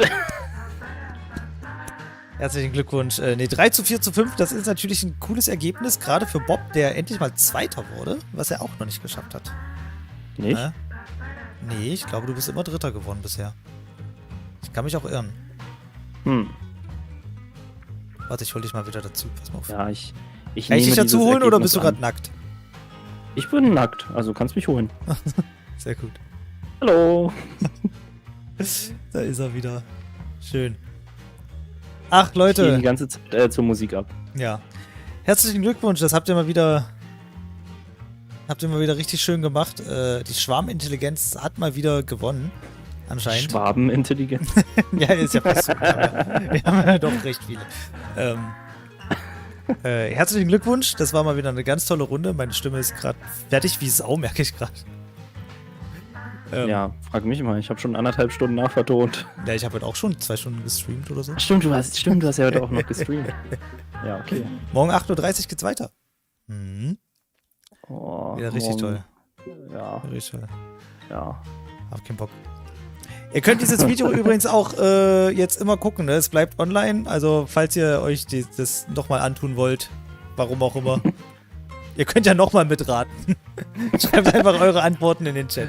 Das ist natürlich euren Freunden schicken und die sollen dann mitraten. Genau, die sollen mittragen. Aber sagt gerne euren Freunden Bescheid, dass die nächstes Mal auch vielleicht dabei sind. Ein bisschen größer hier. Und dann sehen wir uns gerne beim nächsten Mal wieder. Ja. Ah, warte, ja. Warte, ich kann die andere Hand, genau. Nee, warte, dann muss ich so machen, oder? Ja, So. Achso. So. Und jetzt winken. Oh mein Gott, was? Na, ich bin spiegelverkehrt, das ist mein Problem. Also Ah, jetzt. jetzt aber. Du bist zu schnell für mich. Doch, geht schon. Jetzt ist gut. Jetzt ist richtig gut. Leute, vielen Dank. Es war großartig. Ich ziehe meinen Hut für euch. Ihr habt gewonnen. Habt ihr zu Recht. Gewinnt. Es war mal wieder richtig schön. Ja. Schönen Abend noch. Sag ich mal. Schönes Wochenende. Das Wochenende ist vorbei. Und wir sehen uns gleich noch zu Dead by Daylight. Oh. Oder eine Runde Also Tetris. wir hören uns zu Dead by Daylight. Okay. Glaub Gut. ich. Weiß Leute, vielen Dank. Vielen Dank fürs Reinschalten und bis zum nächsten Mal. Tschüss. nicht. Tschüss. So. Winkst du auch noch? Ich stehe gerade bei dir, glaube ich, oder? Kann sein. Tschüss.